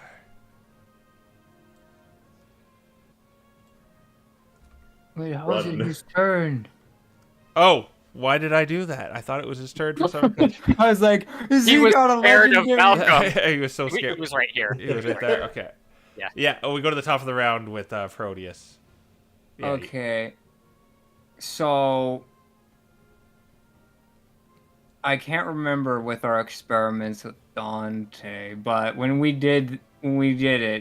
passed off items that were lit on fire into his hands, did they like improve their status? I'll say yes. All right. Then I have a bit of a strange turn ahead of me, as I tend to do. So I'm going to move 30 feet over, and I'm going to use Mage Hand to light one of Dante's torches on fire. Okay. Yeah, you can do that with the Arcade Trickster thingy. So Yeah. you see So- a torch light up on your person, Dante. And Proteus is just going to say, when he comes down, hit him with it. You know what happens.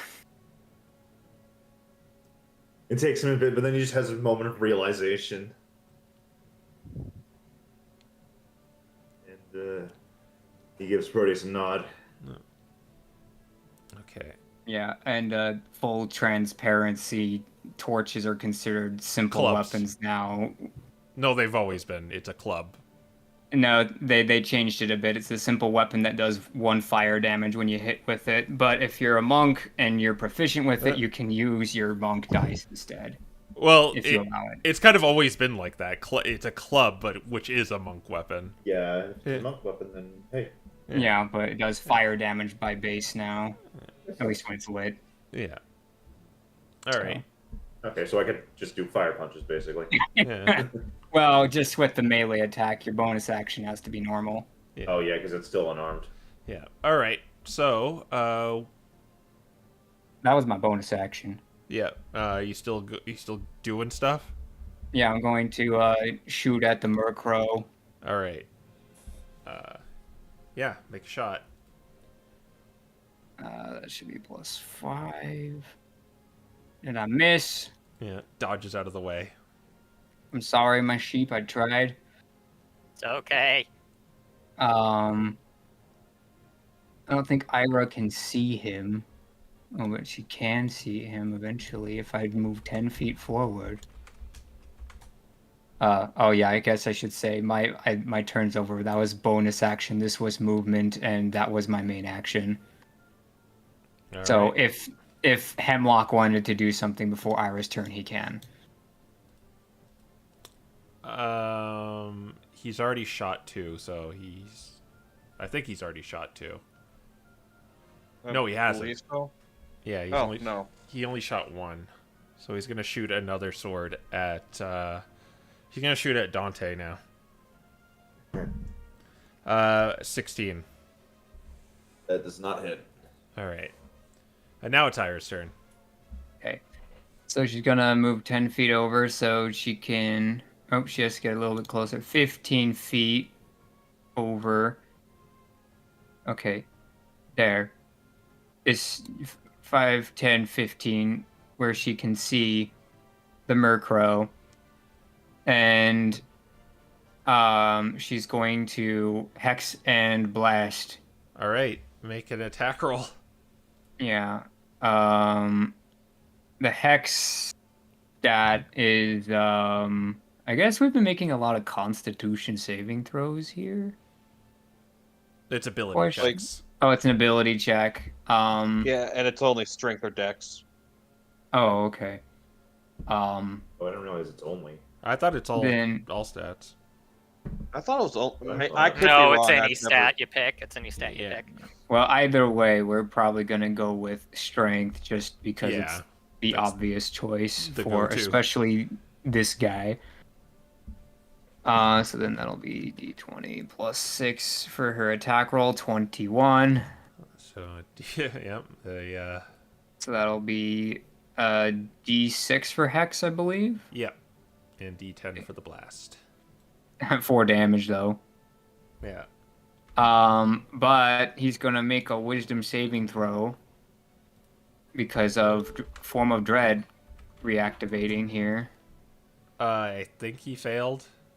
Just let me check Good. the modifier. I think it should just be the same as her normal stuff. Yeah, it failed. He only got a 10, and she probably has more than that. Yeah. So he is now frightened, so he can't approach towards Ira. Okay. And more importantly, he has disadvantage on his attack rolls, which means they will be neutral to Malcolm. Okay. Well, But I want him to hit me with attack rolls. Oh, I thought you were going to smush him. Oh, yes. Anyway. Do a dexterity saving throw, Dante. Ah.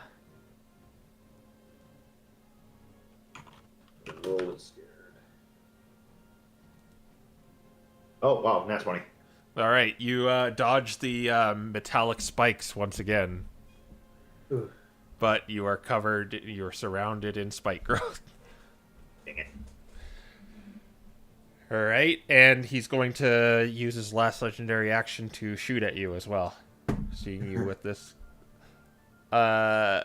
He got a 22 to hit. There's nothing I can do to stop that. Or wait.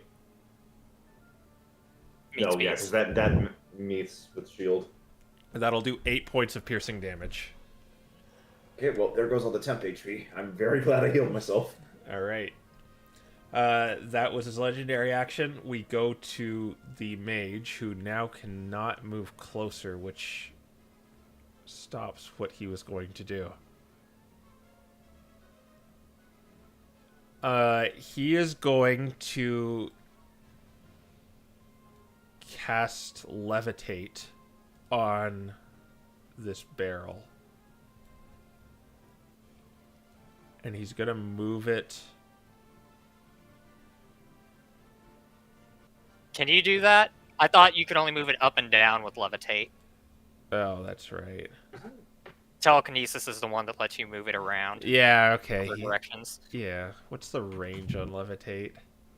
I mean, he could levitate Malcolm. No, he's not going to try that. And you're too far, which is what he wanted to do.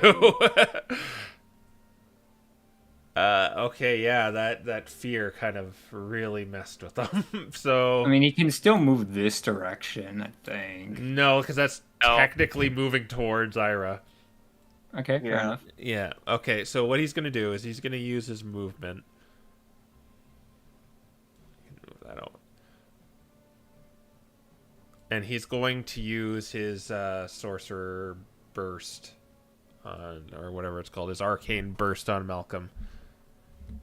If it's an attack roll, that is It is disadvantage. It's an attack roll, yes.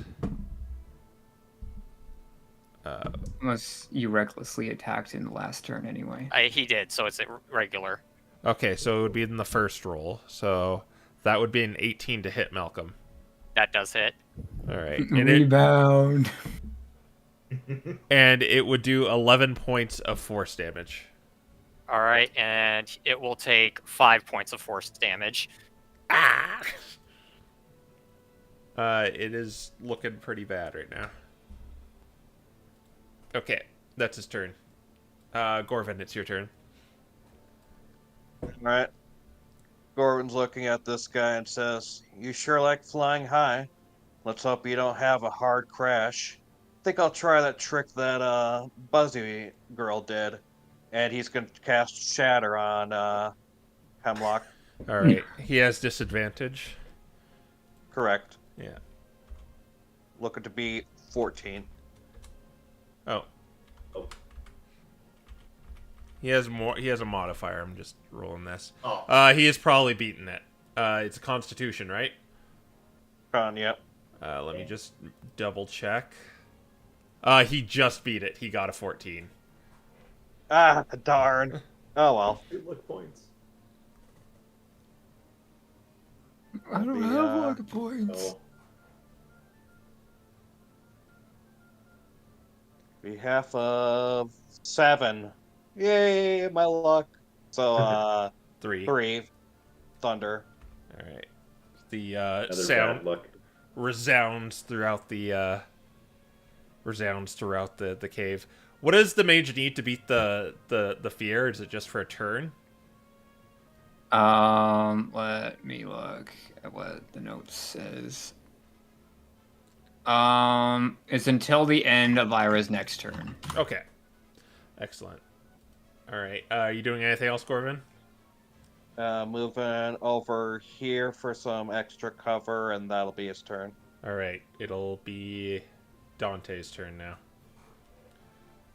Okay, he's still flying. Throw a club. You can. It just will be. I will say it will be at disadvantage, and you don't use proficiency.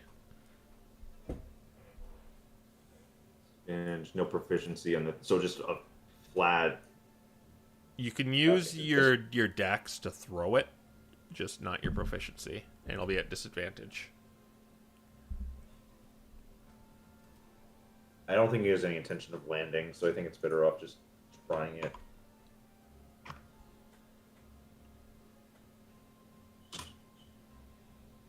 That's a 17. 17 would hit him.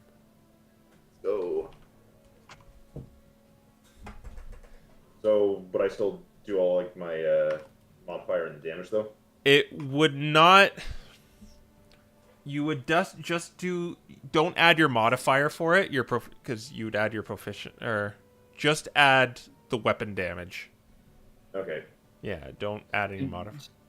Means So I gotta just actually the- use my d6 Yeah, just the D6. Of fire damage. of fire Yeah. damage, 2 fire damage. Okay. So as you hit him with this fire damage, I want you to also roll 3d6. 6. Okay, that is 8. So how much damage did you in total? 10. All right. So as you hit him, the club kind of swirls in the air and it strikes the dragon right in the chest, and like the flame catches on its scales and it just lets out this metallic roar as the flames begin to crawl up its body, revealing this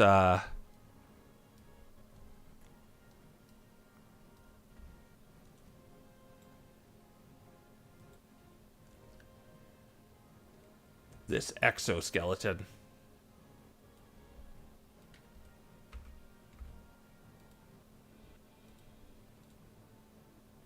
Oh. And it falls to the ground, which is what the the 3d6 was for.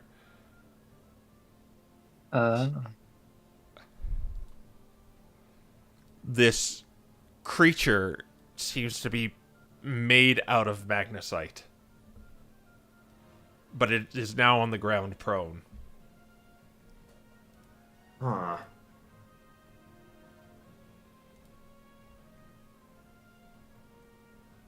All right. Still in construct? And then we will go to. Or well, is it still your turn, Dante? Yeah, I don't think I want to. I could heal myself again, but I'm worried about using my last spell slot for that. Or well, no, it's not my last. Yes, I will healing words myself again. I want to get out of that super low HP range.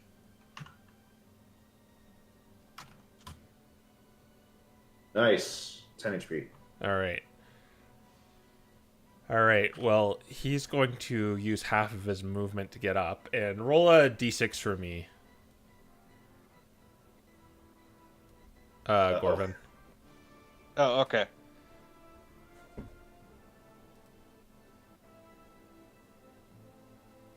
Five. Wait. Ooh, is that enough? Yep, it recharges. Of course, I'd be the one to recharge it. Fear. All right, so it looks at you now with its true form exposed, Dante, and I need you to do a dexterity saving throw. Uh-oh. Hey guys, I found out what the green paint dye was for. Yeah, I was thinking that when the thing didn't work, I was thinking that. 17.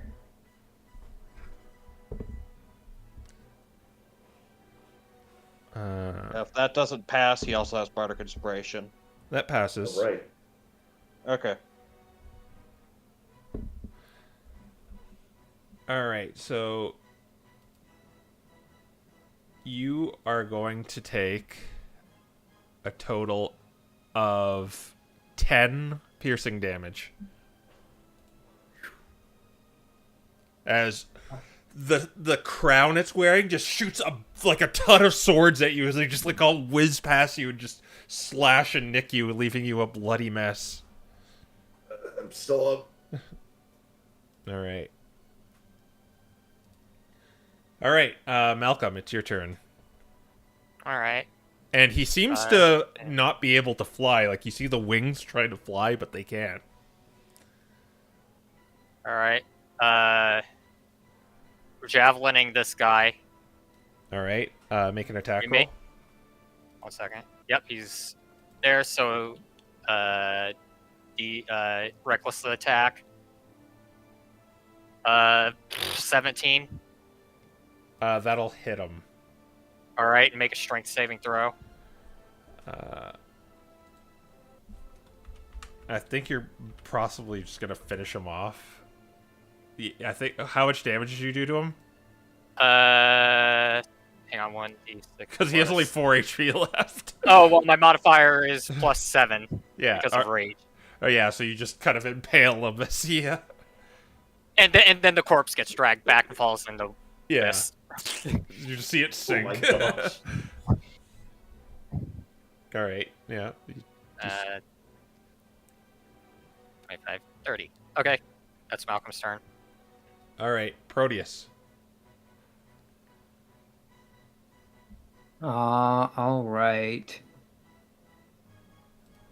This is also shut off. Oh no! Don't. He's delete dead. that. He died. He himself is shut off. Yeah, you can continue your turn. I can't really think a good thing to do to this guy.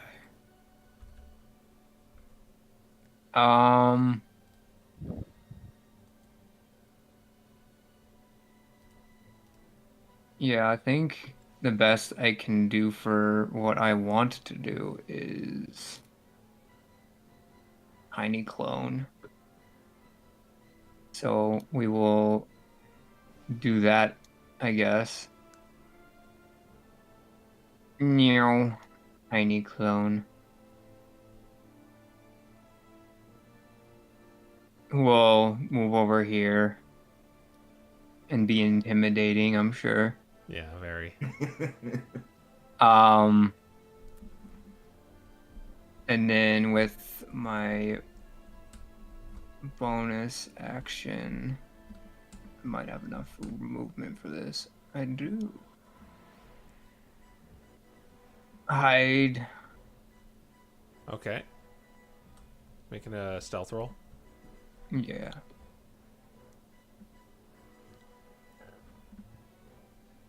$19. You're good. All right. Yeah, action, bonus action, movement. So we move on to Ira, who will move the hex to the construct / Hemlock / whoever he is. And we are no more spell slots, so we blast now. All right. Dirty 20. That'll hit. D10 plus D6. 10 damage between force and necrotic, if that matters. Nope, that all hits. Okay.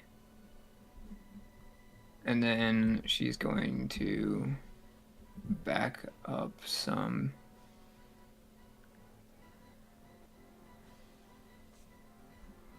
All right, but yeah, that's her action bonus action movement. All right.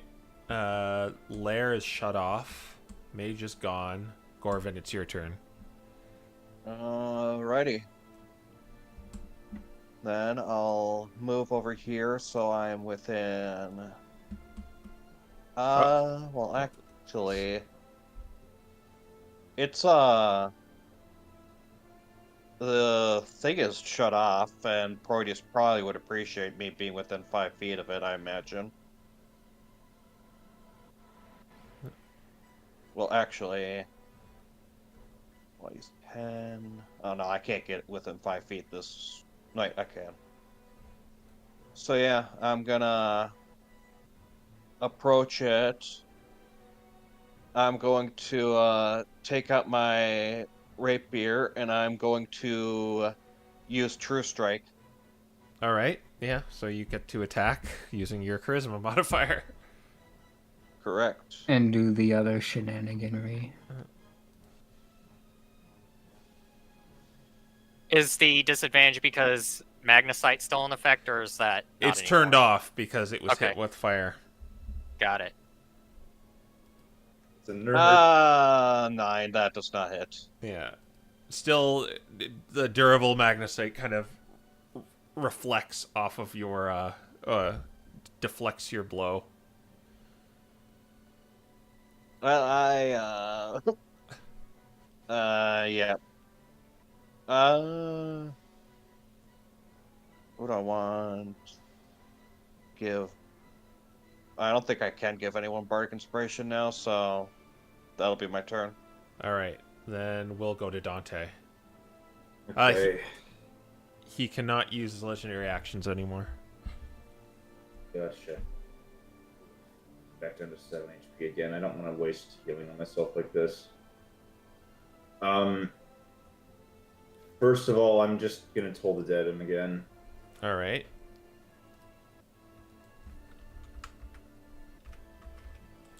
He has a modifier, but I'll see it later. Dang. Does the 16 beat it? Yeah, I only needed a 14 or 14. 15. Yeah, and then he beat it.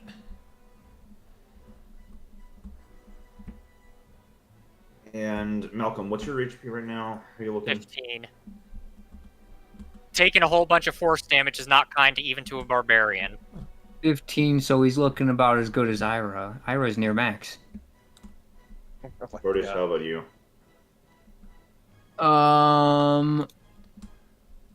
I'm at 18, but like Ira, that's a lot closer to full than it is for Malcolm. Well, this is my last slot, so.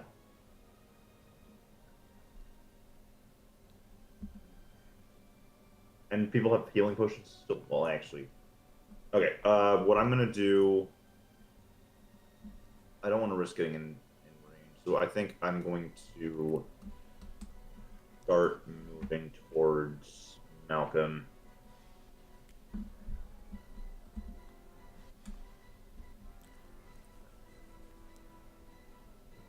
Move far enough away that I don't instantly fall in.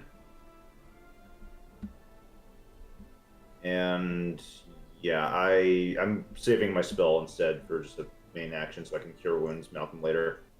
Okay. Sure thing. Hemlock. Well, there's only one viable target here, but first, roll a d6 for me, Dante. I mean, their tiny clone is there. He's viable. He's just tiny. 3. Oh, thank goodness. Doesn't get the breath back. But you are going to be mauled. Yep. I'm fine with that. 15. Shield. And a 25. Oh my gosh. Well, I can't. Shield doesn't do against that. Alright, so that would... Better to get hit once than twice. Hmm. I suppose so, yeah. This would have been with the claws, because the second one hit you. Ooh, that's less, I think. Fight's the scary one, I That will be 12 points of slashing damage as the claws rake across you. Good to know. And you see it like trying to fly, but it like can't. Malcolm. Alright. 5, 10, 15, 20, 25, 30. Oh, perfect. And I'm going to recklessly attack it with the javelin. All right. 20. 20 hits it. 21 rather, but yeah.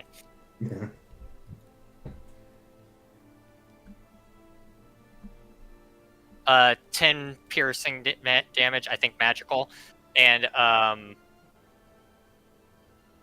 yeah, I'm have it make a strength save just because I can do that. Oh no. Oh my god. So as this metallic construct of a dragon is raking you, Gorvin, you just like see it stop for a moment, then it gets pulled. I want him to be here. All right. I assume that doesn't provoke copies or anything. No, that's forced movement. 1v1 me.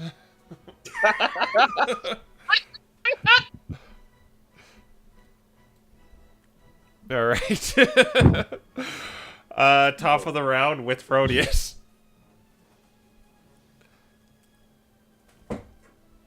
All right. Dante's intending to heal Malcolm, right? Yes. Okay. I have a maybe different plan for this, but for now, perfect. You pulled him into 30 feet of me. So I'm gonna move over here. And I'm going to come out of hiding and hit him with our favorite short sword of doom. Probably not gonna be effective regardless. Which is a dirty 20. That'll hit him. Alright, so then that'll do 3d6 plus 3, so that's 13 piercing damage. All right. And then this scimitar now has advantage because of Vex, and we do it all over again with a 19. That'll hit as well. Alright, but this one's just regular d6 for 1 damage, so it was unimpressive. With that flurry, he looks pretty... like pieces of the magnesite are falling off of him. Alright, and I'm going to have my tiny clone use his bonus action to hold down his tail and use the help action off for Malcolm. Yeah, he's just kind of clinging on right now. That's So you funny. won't need to reckless attack this turn. Magnificent. All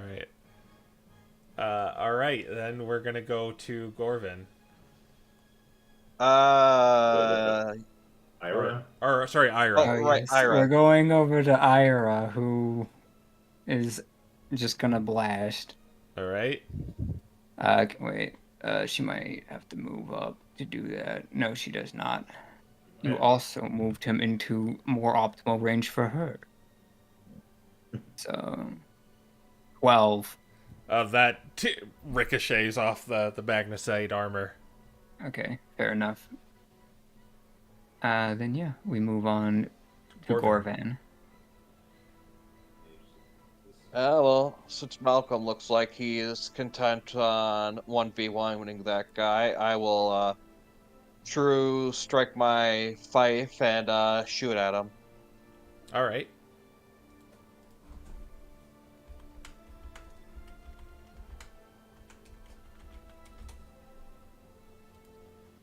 $16.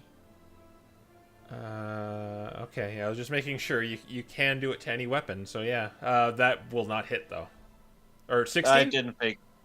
Oh wait, it'd be 17. I keep forgetting this is +1. Well, a 16 would have hit. Yeah, I thought you said 15. Oh, okay. No, I said 16. Yeah. Yeah, technically 17, but okay. Alright, then it will take 6 radiant damage All right. and 6 thunder damage. Okay, Dang. yeah. It's kind of dragging itself right now. All right, sheep. Good luck. And I'm gonna back away, because I am hurting. Dante. I'm also hurting, so as I established earlier, I think the best option is Malcolm's got a better chance of hitting it than I do, so cure wounds. All right. All right. Spell slot. All right. And are you gonna move? 2d8 plus 4. 18. Nice. Oh, 18 HP. juicy. Wowie zowie. Okay. And yeah, I'm moving. All right. Yeah, Malcolm, it is now your turn. It seems to be like All right. scraping itself towards you, like. Well, technically it'd be Hemlock's turn first. Oh yeah, okay, yeah. Oh. He's going to roll a d6 for me, Malcolm. Oh, Bring There it. it is. In a last ditch effort. Oh, that's gonna hit both. yeah. I mean, if he might move out of range of somebody if he's not careful. He's gonna go there. Like, So he went 5 feet over. So yeah, he did not leave anyone's range. Yeah. So I need Malcolm, Dante, and Proteus to all do. I think it's Dex saves. I'm probably down again. Yeah, Dex saves. 14. You saved Malcolm. 13. Do you have a bardic inspiration? I do have a bardic inspiration. It's a Then- D6 right now. Yeah, then you would use it. Yeah, you pass then. 17. Well, if it's a saving throw, I don't have it. I failed. As all the swords fly off of it. All right. You don't have advantage anymore, Malcolm. He's gone. And even half of that, I'm still down. Yeah, it would do. 11. That would take me out even if I had full HP. So. Yeah. Malcolm still looks all right. That was also that was only I think that was piercing damage. Yep, I Oh, halved it already. Yeah. Okay. So half of half is what you would do. Oh, wowie. Okay. Yeah. Well, I mean, it would do 11 and then half of 11. Yeah. Yeah, I forgot that part. Yeah. So that's only 5, so I get back 6 from what I put. Yeah. So 2 of your friends are down, Malcolm. What do you do? I'm gonna reckless attack this sucker. All right.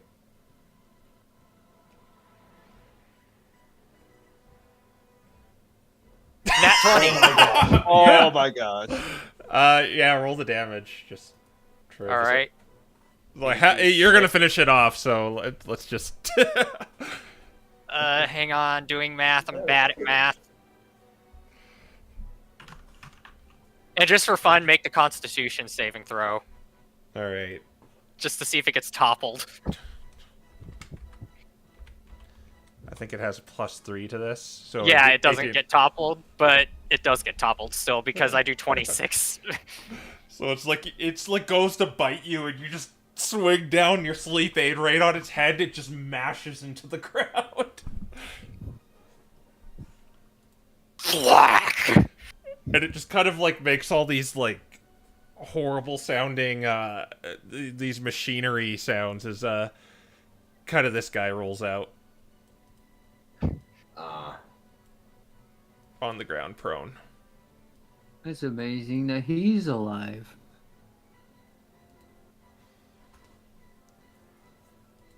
He was at 13. All right. All right. Anything else you wish to do on your turn? Yes, I'm going to sit right here. Okay. Proteus, do a death saving throw. Yay! 3. That is Oh. one fail. Ira. All right. I don't know if there's much she can do to this guy. Yeah, not particularly, because she's already used 5-star, I believe, today. Yeah. She did earlier. Could transfer the Hex and Blast, but that's probably about it. Yeah, I think that's all she can do, but she'll have disadvantage. I'm like, unless there's a magic item? No, there's Entangle. That's the only magic item I think she has. Yeah, we can only entangle, which not gonna be super useful here. So we will do what we must. Get a 16 on blast. That would hit the guy. Alright, well he's getting the damage. 7. He is still up, but he has taken 7 damage. Ugh.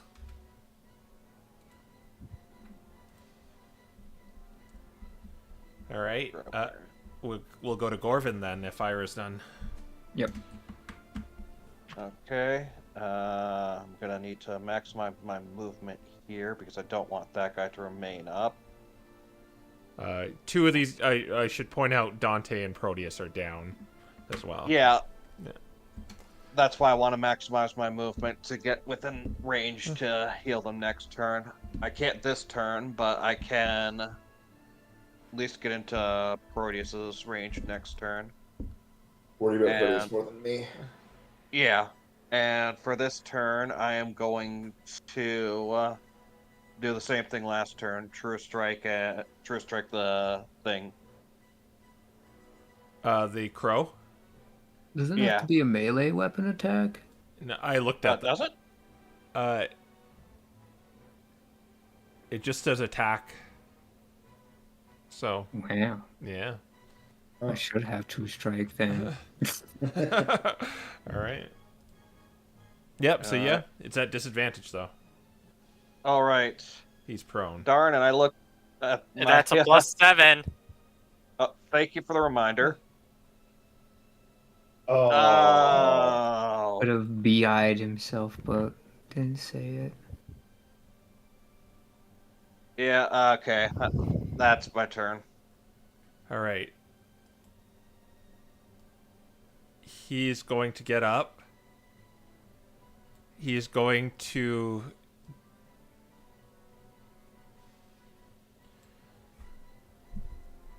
He's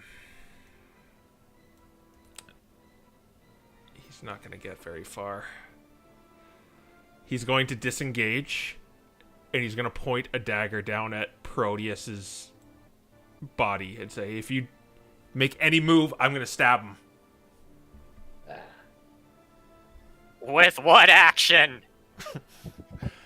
Dante, it's your turn. Saves. Imagine I get the 19 here. No, well, that's still a pass. Yeah, avoided a 1. Alright, that's 1 pass. Malcolm. All right. Let's see here.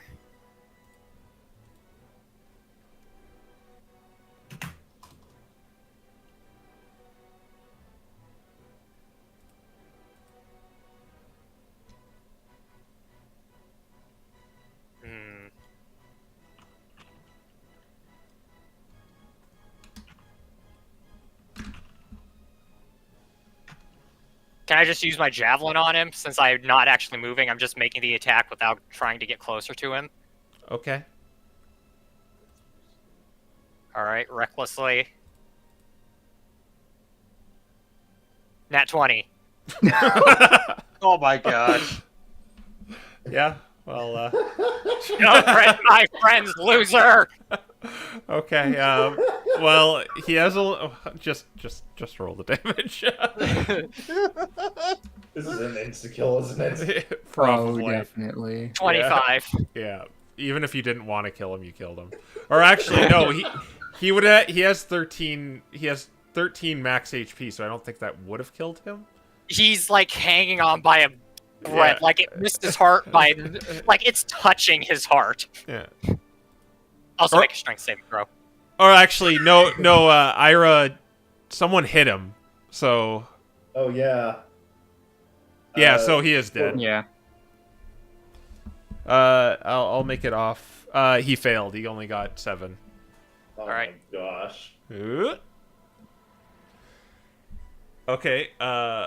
Proteus, make a death saving throw. All right. This Oh, nat 20. Oh my god! Oh! You wake up. You get up. I was expecting the other one, to be honest. I oh was my gosh, expecting so the was other one I. too. I was so scared of the one. Yeah, you get up and just you saw like the guy like pointing a dagger at you, and you just heard the muffled that battle haze over you of like, if you move, he's dead. Ah! And you just see him like fly over you. Oh, so they can fly. I don't think Dante's dying, so what are you gonna? Are you just gonna heal him, Gorvin? I'd have to get within range, which I don't think I can't this turn. But yeah, I would eventually heal him, even if he didn't. All right, I'll just roll again. make a death saving throw. You know, 2 1s could happen. That's a fail. Yeah, and One so, pass, one fail. so you would move closer, Gorvin. You're gonna dash to him. Yeah, I'm gonna dash to him. Okay, yeah, then you just heal him this turn. All right. The cave goes quiet as you get back to your feet, Dante.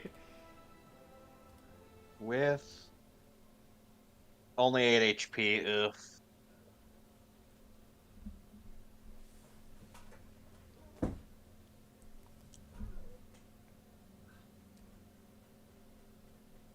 All right.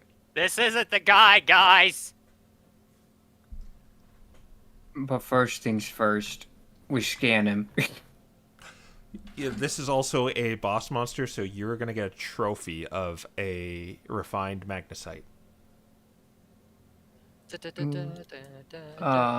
I'm the only one with Smith's tools, I'll write that down. Alright.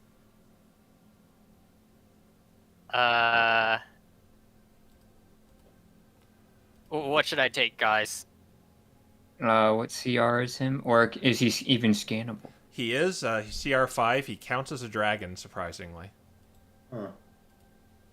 So we Wowzer. won. Ooh. Quick look at the poly sheet. Organ, hide, fluid, hair, bone, essence. We can get enough to make a +1 shield, but I don't think anyone uses those. Now He that I doesn't count as technically could. living. I don't think. Is he living? He does not count as living. I can technically use shields. I swap between shields and stuff like that, and dual wielding, but that is technically a possibility. If you want a +1 shield, it would increase your AC by 3. If you think it's worth it, we could scan him up to get that much out of him. Okay, so we can't get essence, or You can get essence. we have enough. Okay, this thing's not gonna have hide. Yeah. I well, think it's also probably resistant or immune to poison. If we wanted to get a necklace of adaptation, I actually don't know what that does. I'm still looking on the gloves of thievery. If you want to start marking stuff down towards that. Oh, good point. CR4, CR3, CR4, CR4. There's only 4 of us, so if we wanted to just gun it, we could gun it. So essence, bone, fluid, hide is what we need. But of that, what can we get? We can get all 4. Bone you wouldn't be able to because it's any CR3 plus small creature. Oh, you are correct. We need a small man. So essence, fluid, hide, and then something else. We could get hair fur for hair type of health, or organ for the. We're gonna get health because it was only large, not huge. I'd say of the most valuable things we have at our disposal is essence and fluid.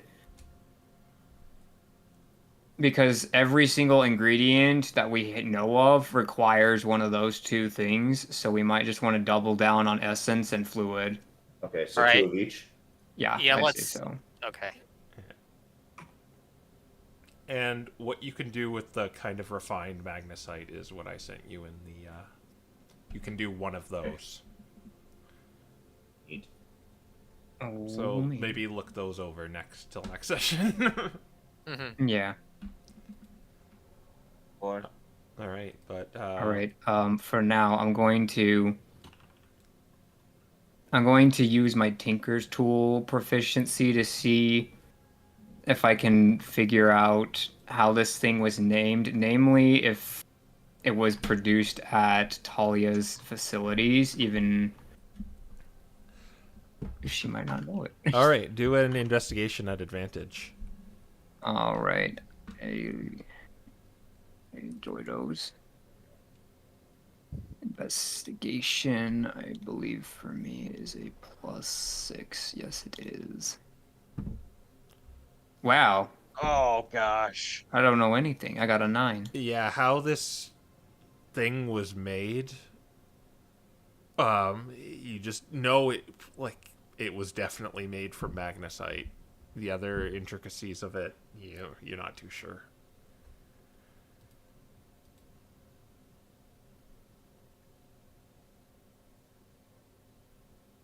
All right. What is the most valuable looking part of it, though? You took it with the refined magnesite. Okay. There's like no inscriptions on it anywhere. I imagine that check was to figure Yeah. anything like that out. Yeah. I'm going to ask Malcolm to take part of its wings.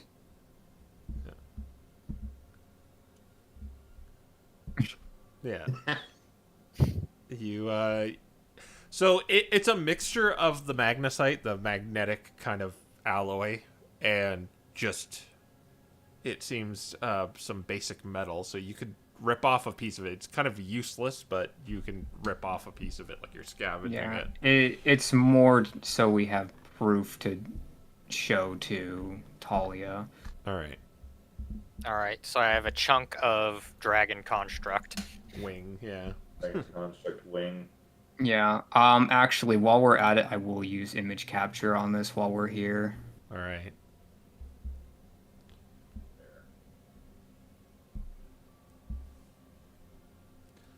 As you kind of go in, you notice there's kind of a cave that slightly goes down as well.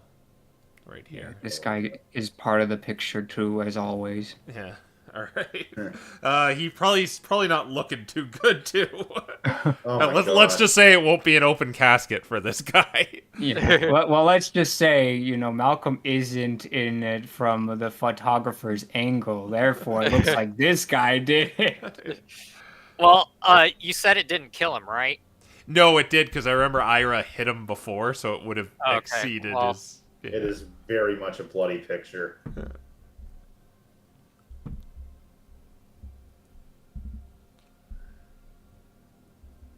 All right. Well, I guess first things first. What are you doing down here, Gorvan? What are you doing down here, following this like that? Thanks for helping us. Yeah, it was. I don't want to speak too much because we don't know for sure if there are any more, we'll say, prying eyes or listening ears. But let's just, for the moment, let's say I have some beef with the murder that I want to settle. Will give you a greater explanation if we have are in a space of where we can speak a bit less, where we can speak a bit more openly, but for now, just understand that I am, or at least I do consider myself, an ally to you, and I'm against the murder. Good enough for me. Yeah, for down here, I think that's good enough. Let's go further down the cave and see if we can rest up at least a little bit before returning back to the surface. When you go back into that, it's more or less a back room, and there is a bit of treasure here. It seems to be Oh, stashed away here with purpose. It's not just like it's not like what you think of a dragon hoard. It's just kind of money in bags. Okay. There is about 1,000 gold here. Wow. oh, Good Okay, money. so divided by 5, that's 200 a person. Yeah, I'll say Iroh does want something. Yeah. Okay. yeah, makes sense. So that's easy math, though. Put a 2 where the third digit did not exist before. That brings me almost up to 400. There is also there's also 3 healing potions, a potion of gaseous form, and a spherical object that has 5 dragon head. It looks very similar to your fife, Gorman.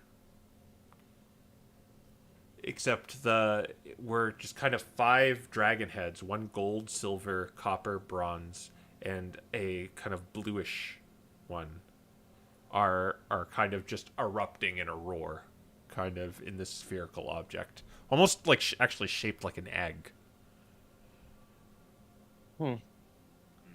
Yeah, Gorvin's gonna take out his fife, look at it, look at this thing, and say, huh. Well, you did tell me it came from here, somewhere close to here, so guess these things must be connected. Yeah. Do you have any of healing potions with you, Gorvan? No. Alright, My go ahead healing and take the 3 from the pile then, because I think we all have 1 or 2 on us anyway. I'm pretty sure I'm out. Okay, if you want, you can split them with Dante. I'd like to take at least 1. You could take 2. Yeah, he is the healer. It's easier to heal the healer if the healer has the potion.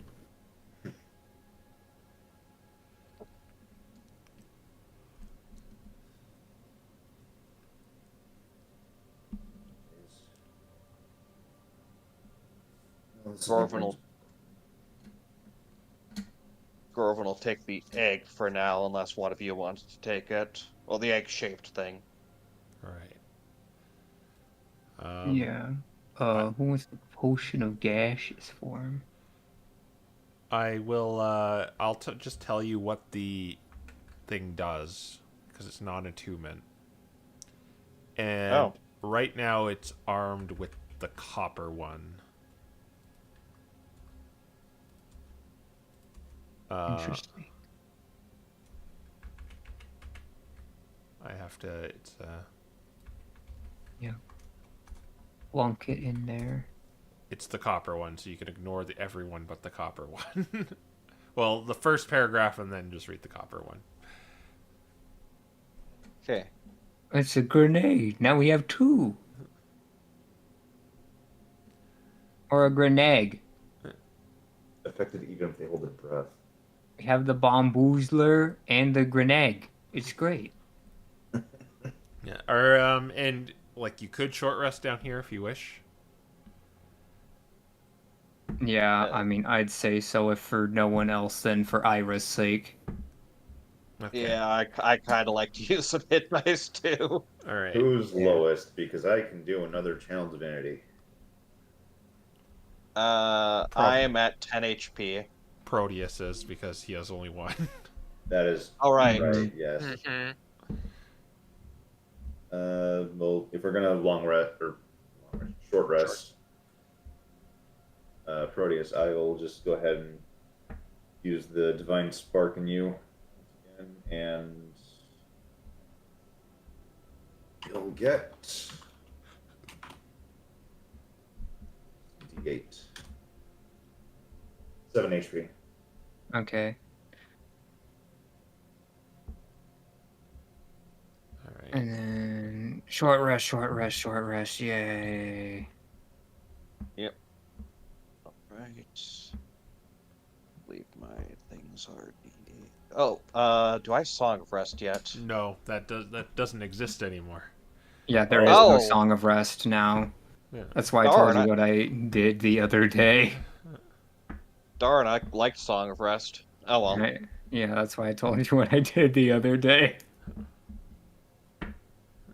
Fair enough. Okay. So, how are you leaving this place? Yeah, I think we've got everything we Are you could. sure? Let's- We have... Look around a little bit. Yeah. Okay. Head up this way, and if you find anything interesting, you can just ask Malcolm to magic awareness it. Oh, that was really First, I need to do some dice rolling here. Yeah. Well, I mean, there's this Like Malcolm found ominous anything room. interesting. It's just it seems to be a pool of the magnesite there. It's just kind of bubbling and you see several tunnels that look like they're still in the process of being mined. Okay. I have an idea of something I want to do. He's gonna Sure. poke his head into this one to see if there's anything neat in there. It kind of, it's like that thing where it looks like a cavity of just earth right Okay. now. It's like the miners seem to have like broken through these walls, and that's kind of what happened here. And this crime group kind of settled here. While I am down here, while we're down here, we should probably try to mine magnesite, actually. Mhm. That was my next thing. But first things first, why mine it when you can bottle it? I was going to suggest that. Yeah, there's the water.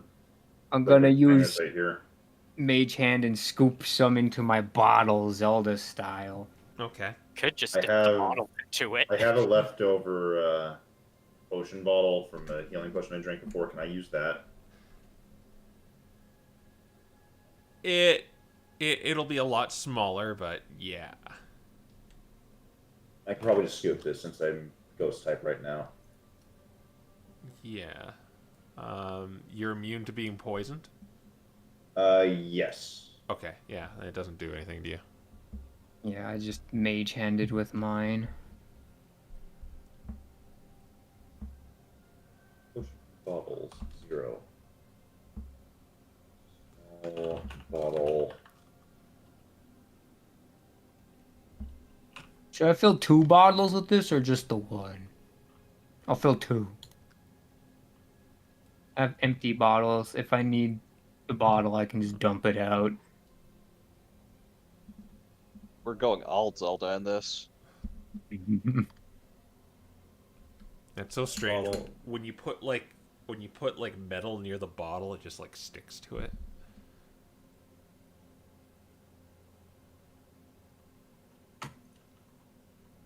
It's really powerful.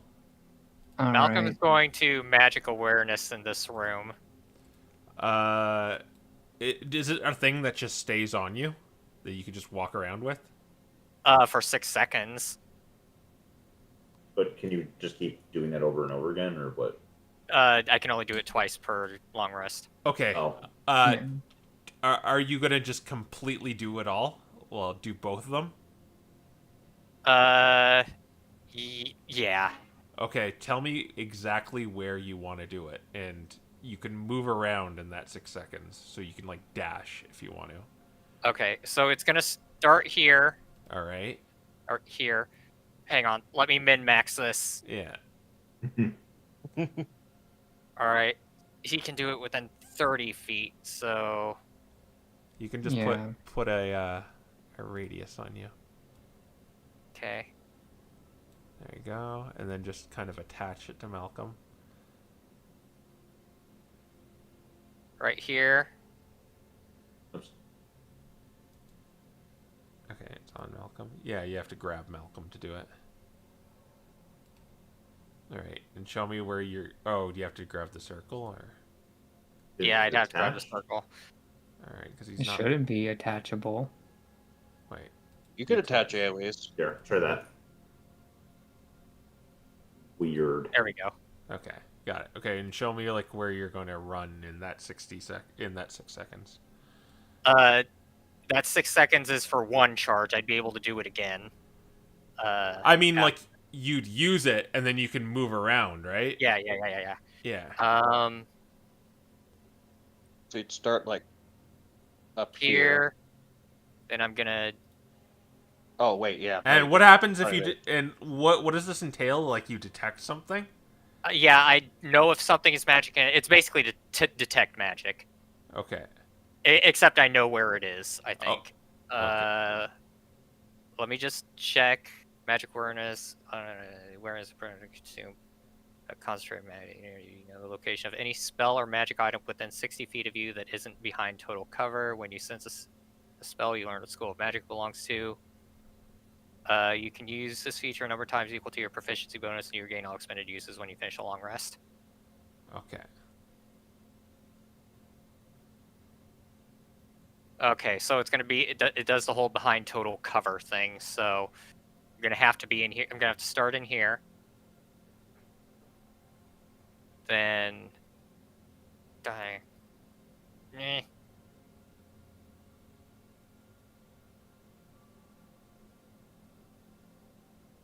Okay, I have to do it like this.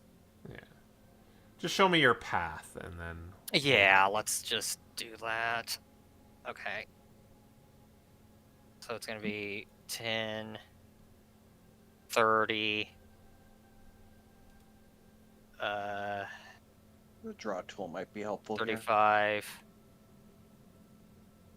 down to here. You detect nothing there. All right. And then, I guess, since there's one over here as well, Proteus, you want to have him do it there as well? Sure. Go for it. Okay, let me... Oh, yeah. now it does it. Yeah, He's been that's the dumb thing banished. about attaches is that if you can move these. Hang on, Depends there's things on- here. Okay, The Uh, order in which you do it. how do we want to do this, guys? We could do it in here. Actually, before I pop it in here, does this room basically look identical to the other one? There's nothing special about it? Yeah, it looks very identical to the other To one. be That's fair, probably not here. Ira has, like- down here's where the treasure room was. Oh, okay. let's Right start here. in the treasure room. Yeah, this. Yeah, does anything look special about here? Nothing looks special about here. It looks exactly. Okay, you just got the two statues. Yeah. Uh,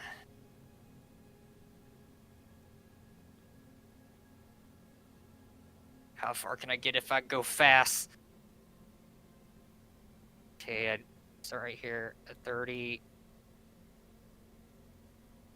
I'd be able to get like right here, which would be enough to at least see this statue.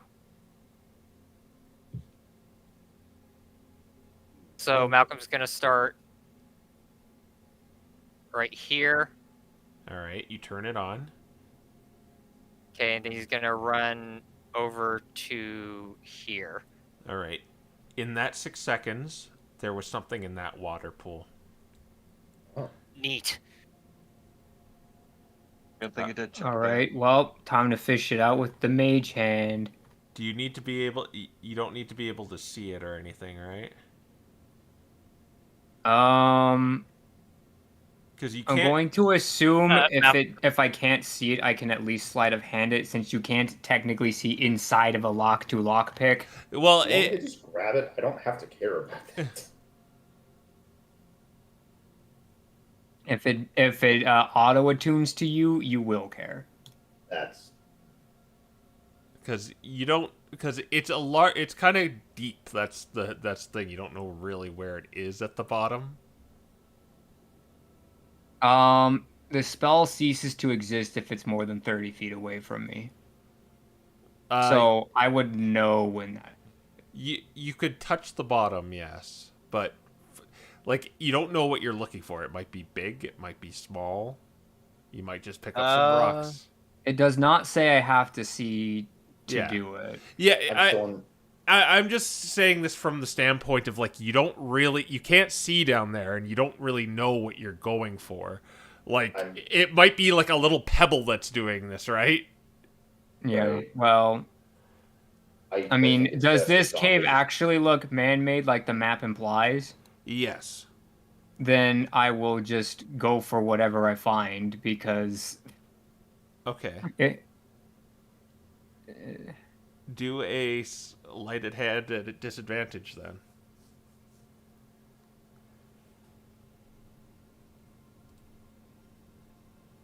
Rogue. let's see. Sleight of hand is a 5. Oh, Ooh. 7. Yeah, you get a handful of pebbles. Well, you know, there can't be an infinite amount of pebbles in there. can I just try to reach in since, again, I'm immune to this stuff? It goes For down. It goes down a bit, not too much. Like Proteus could touch the ground of it, so it's less than 30 feet, is what you know. Well, actually, I guess you would know how deep it is because of the mage hand. If I could just stand in it. It goes down 15 feet. Oh, 15. Better hold your breath. You Yeah. can swim that much in one turn, so. Can. How many ways of just like Don't forget to take off your medal. I don't have. He's Well, I have unarmored. I have the short sword on me. I might as well take that off. Yeah. I actually have a short sword and a mace. Let's take both of those off. Yeah. Hand those to someone else right now. So, And I almost wonder, hey, do you think it'd be worth if I used the goggles of night as actual goggles? Asking Malcolm. He'll let you use them. I mean, it's fully opaque, so Go ahead. all right. might as well. You Let's are- try. Dante, wee goggles. You're gonna jump into the water. Yes. Cannonball. Psh. Okay, so the poison doesn't affect you, and you begin kind of looking down, and at the bottom of it, there is it's very small, and this is probably why Proteus couldn't find it, but there's a greenish purple glow. Okay. 20. I have my own mage hand, so let me use that to grab it. All right. Yeah, you see the glow in the kind of when you're submerged and close to it. And you're going to bring it with you to the top? Yep. All right. As you emerge from this, making this look effortless, you get out of this turquoise water and bring the mage hand out and unclasp it, and it's one of those meteor shards. Okay, I'm very glad I didn't touch that. Snack time. Malcolm, no. Like, Doesn't one in look a mo- exactly the healthiest snack. No, it's fine. I've done it before. Dante's gonna just race into the air away from Malcolm. Jumping sheep. This is the guy who won the card game, the tournament, huh? Yes. Don't know how. Yeah, his pastime is counting. I'm good at counting. I see.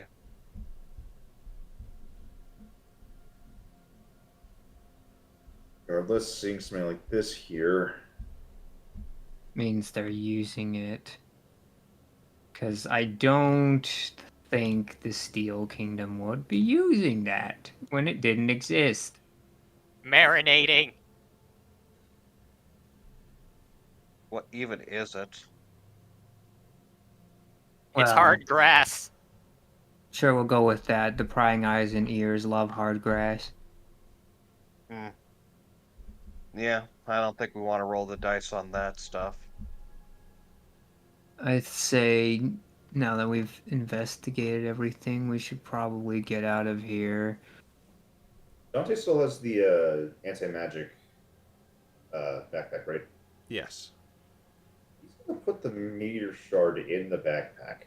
Are you sure that's a good idea? It might just cause it to cease to exist. We'll find out. It might also explode. I'm gonna do it. You drop it inside the backpack, like you're doing that thing where you're like keeping it an arm's length away, and you like drop it in and move back, and nothing happens. And when you look in the backpack, it just seems like an ordinary rock now. Glowing anymore. Still suggest not touching it, but at least this might prevent problems. That explains how they got it here. If they can create anti-magic fields, that means they can mine this stuff undisturbed.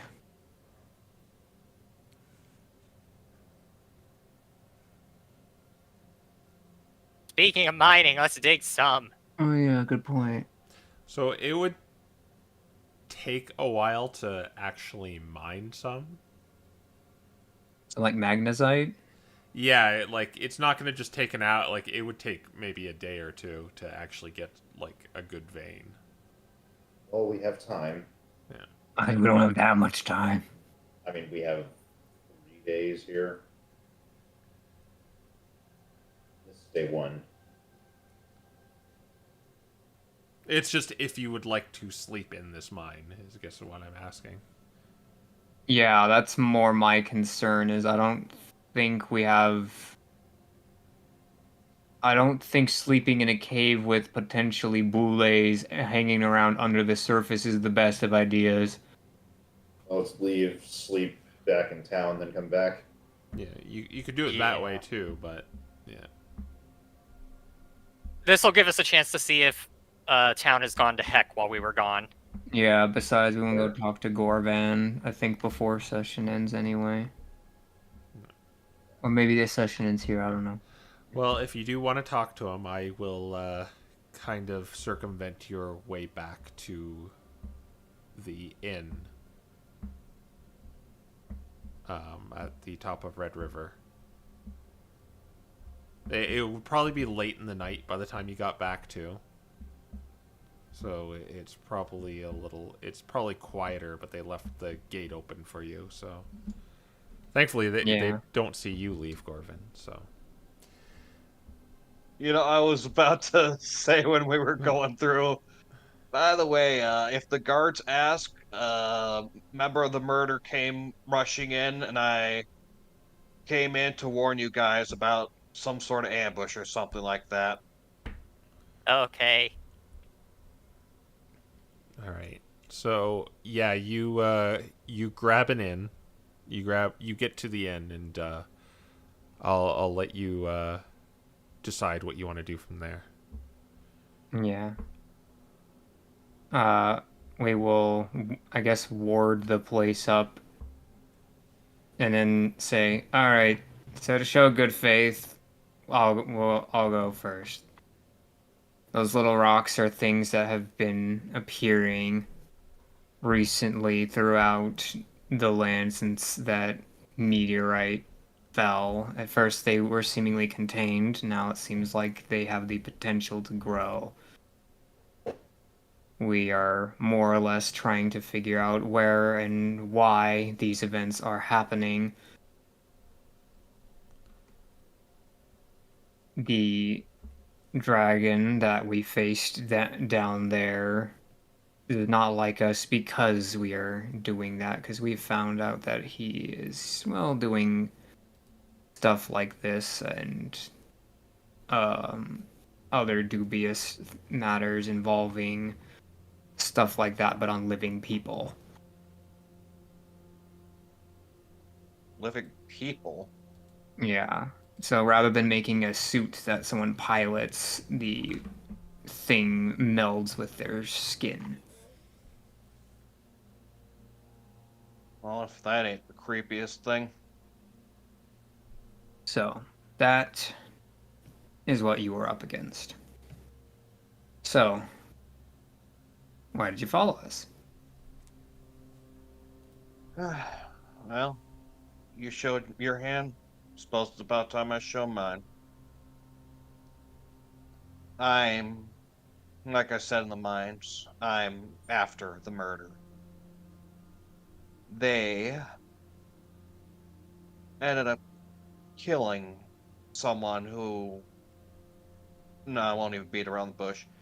They killed my best friend, and I'm after revenge.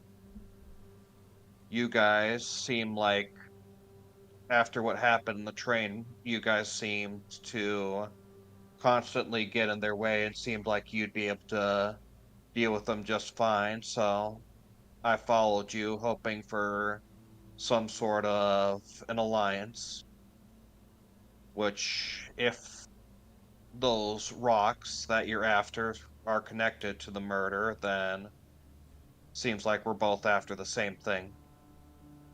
Just know, murder's already got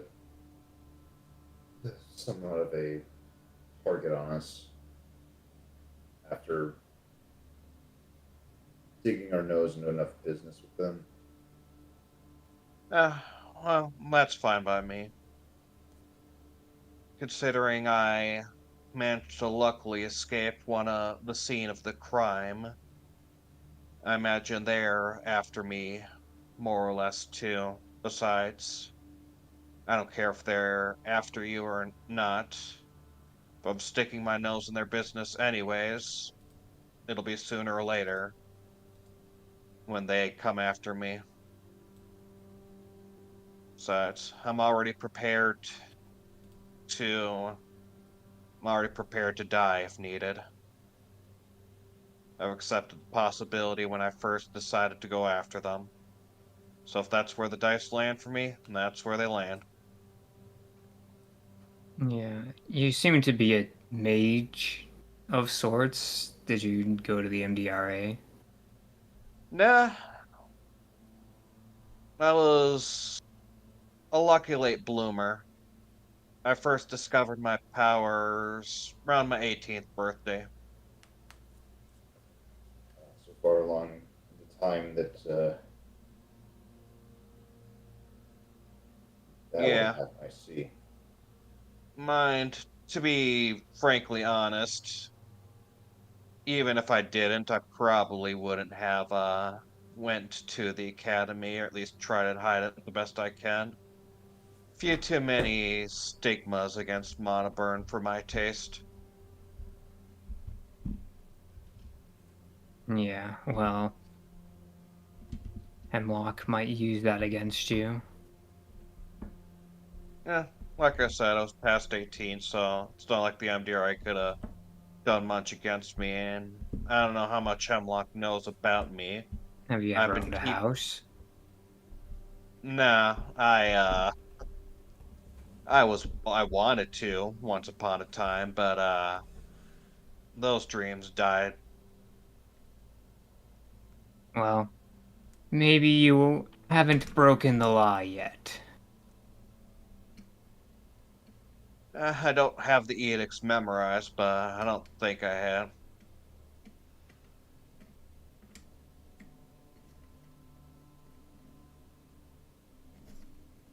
And Proteus will cast message on him and speak in grass. Okay. And what do you know of the master? Eh, not as much as you might think I do. I did.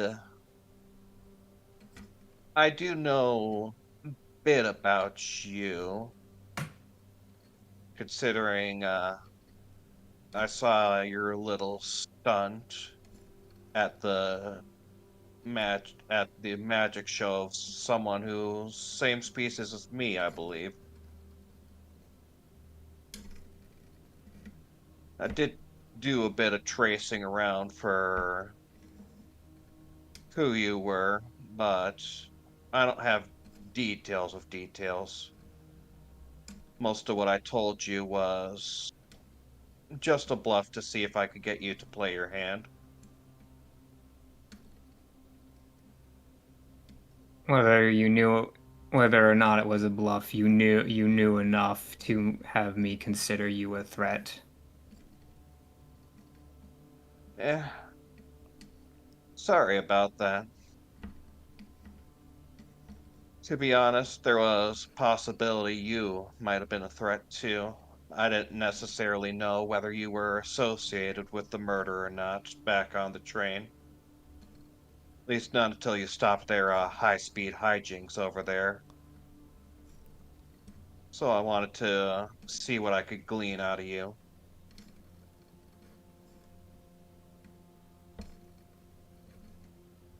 If it means anything, now knowing that you're not strictly, now knowing that you're against them, does mean I won't mention anything about you that you don't want to know.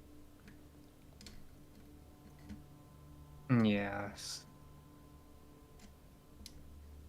I will apprehensively hold you to that, but I'll keep my eyes on you. Oh, feel free to. Though, and he is speaking outside of the message for this.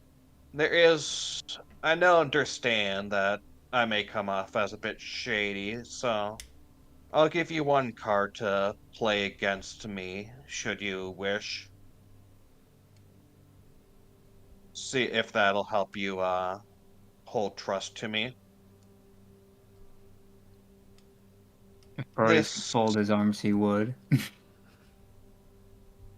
this may not won't mean anything strictly to you, but you can use it to find out more than I'd like. Gorvin is an alias. It's not my real name.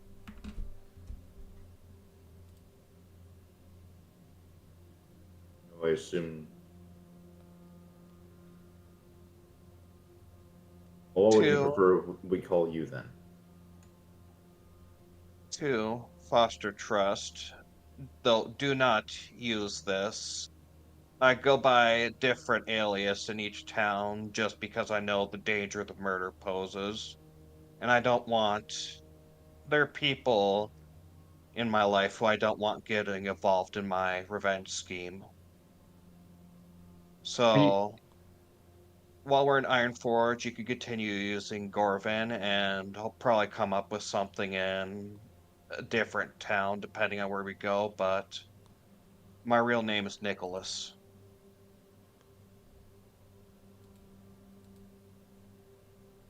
well, Gorvin, how long have you been living in Ironbroach? Or have you been living there at all? And was it just Red River? Uh, not too long. I learned, I heard off the grapevine recently that the murder had some activities in Ironbroach, so I decided to head over there and see what I can learn. I haven't been there all that much longer than you heroes.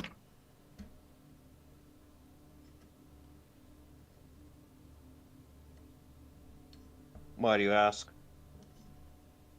Because we got one of them to squeal. As much as you can, anyway. They said that they knew of 2 mana-born living in Iron Broach. Hmm. And I assume that these mana-born are hidden. If you live there long enough, you might not be as unknown to them as you think you are. Or it means that there are more players in this game than we would like. Well, I am fairly certain that, at least if I were to place a good bet on it, I'd say that they are assuming I'm one of them. In order to draw them out, I may have traded a couple spell scrolls to them. So you're the Tooth Fairy. Yes, the Tooth Fairy? That's what they called you. Oh. So that's what they called me, huh? But yes. Very sarcastic kind of conversation. Fun. I'm almost not surprised. But yes. I traded them the Misty Steps in hopes that they would act, and they did indeed act. Mind, I didn't exactly expect the train event itself. If they did something on the train, I thought they would have stolen the cargo or something like that, and then used Misty Step to get out. Their actions were more extreme than I expected, but I gave them the spells in hopes that they would act and get caught.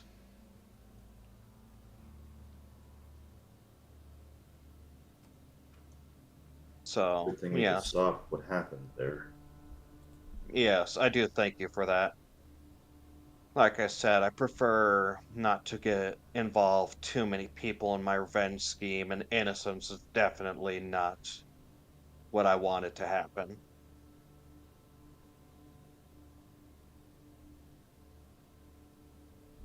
So thank you for stopping that. But yes, that does mean if they consider me one of the Monoborn, then that means there is one other still remaining in town. Unless there is a third agent we don't know about, which is certainly a possibility. Just because I'm the Tooth Fairy, that doesn't necessarily mean I'm the one they were talking about.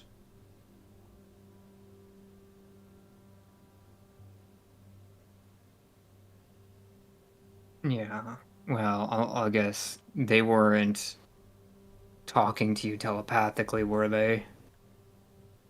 No, they were not. Then you are not the Tooth Fairy. But when we do find the Tooth Fairy, well, I guess we'll just have to go and pull some teeth. Luckily, pulling teeth is a specialty of mine. Something just kind of looks at the two, confused by the constant analogies. Why not just speak plainly? And would there be anything else you wish to do for the night? I can't think of anything. Then I think we'll end it right there. All All right. right. Yeah, wonderful. Welcome our new member, Nicholas the Florigato Bard, played by Sonic Link 137. And we'll see more of him next time. Hi, guys. Bye. Bye, guys. Yeah, Bye. we'll end there. Bye.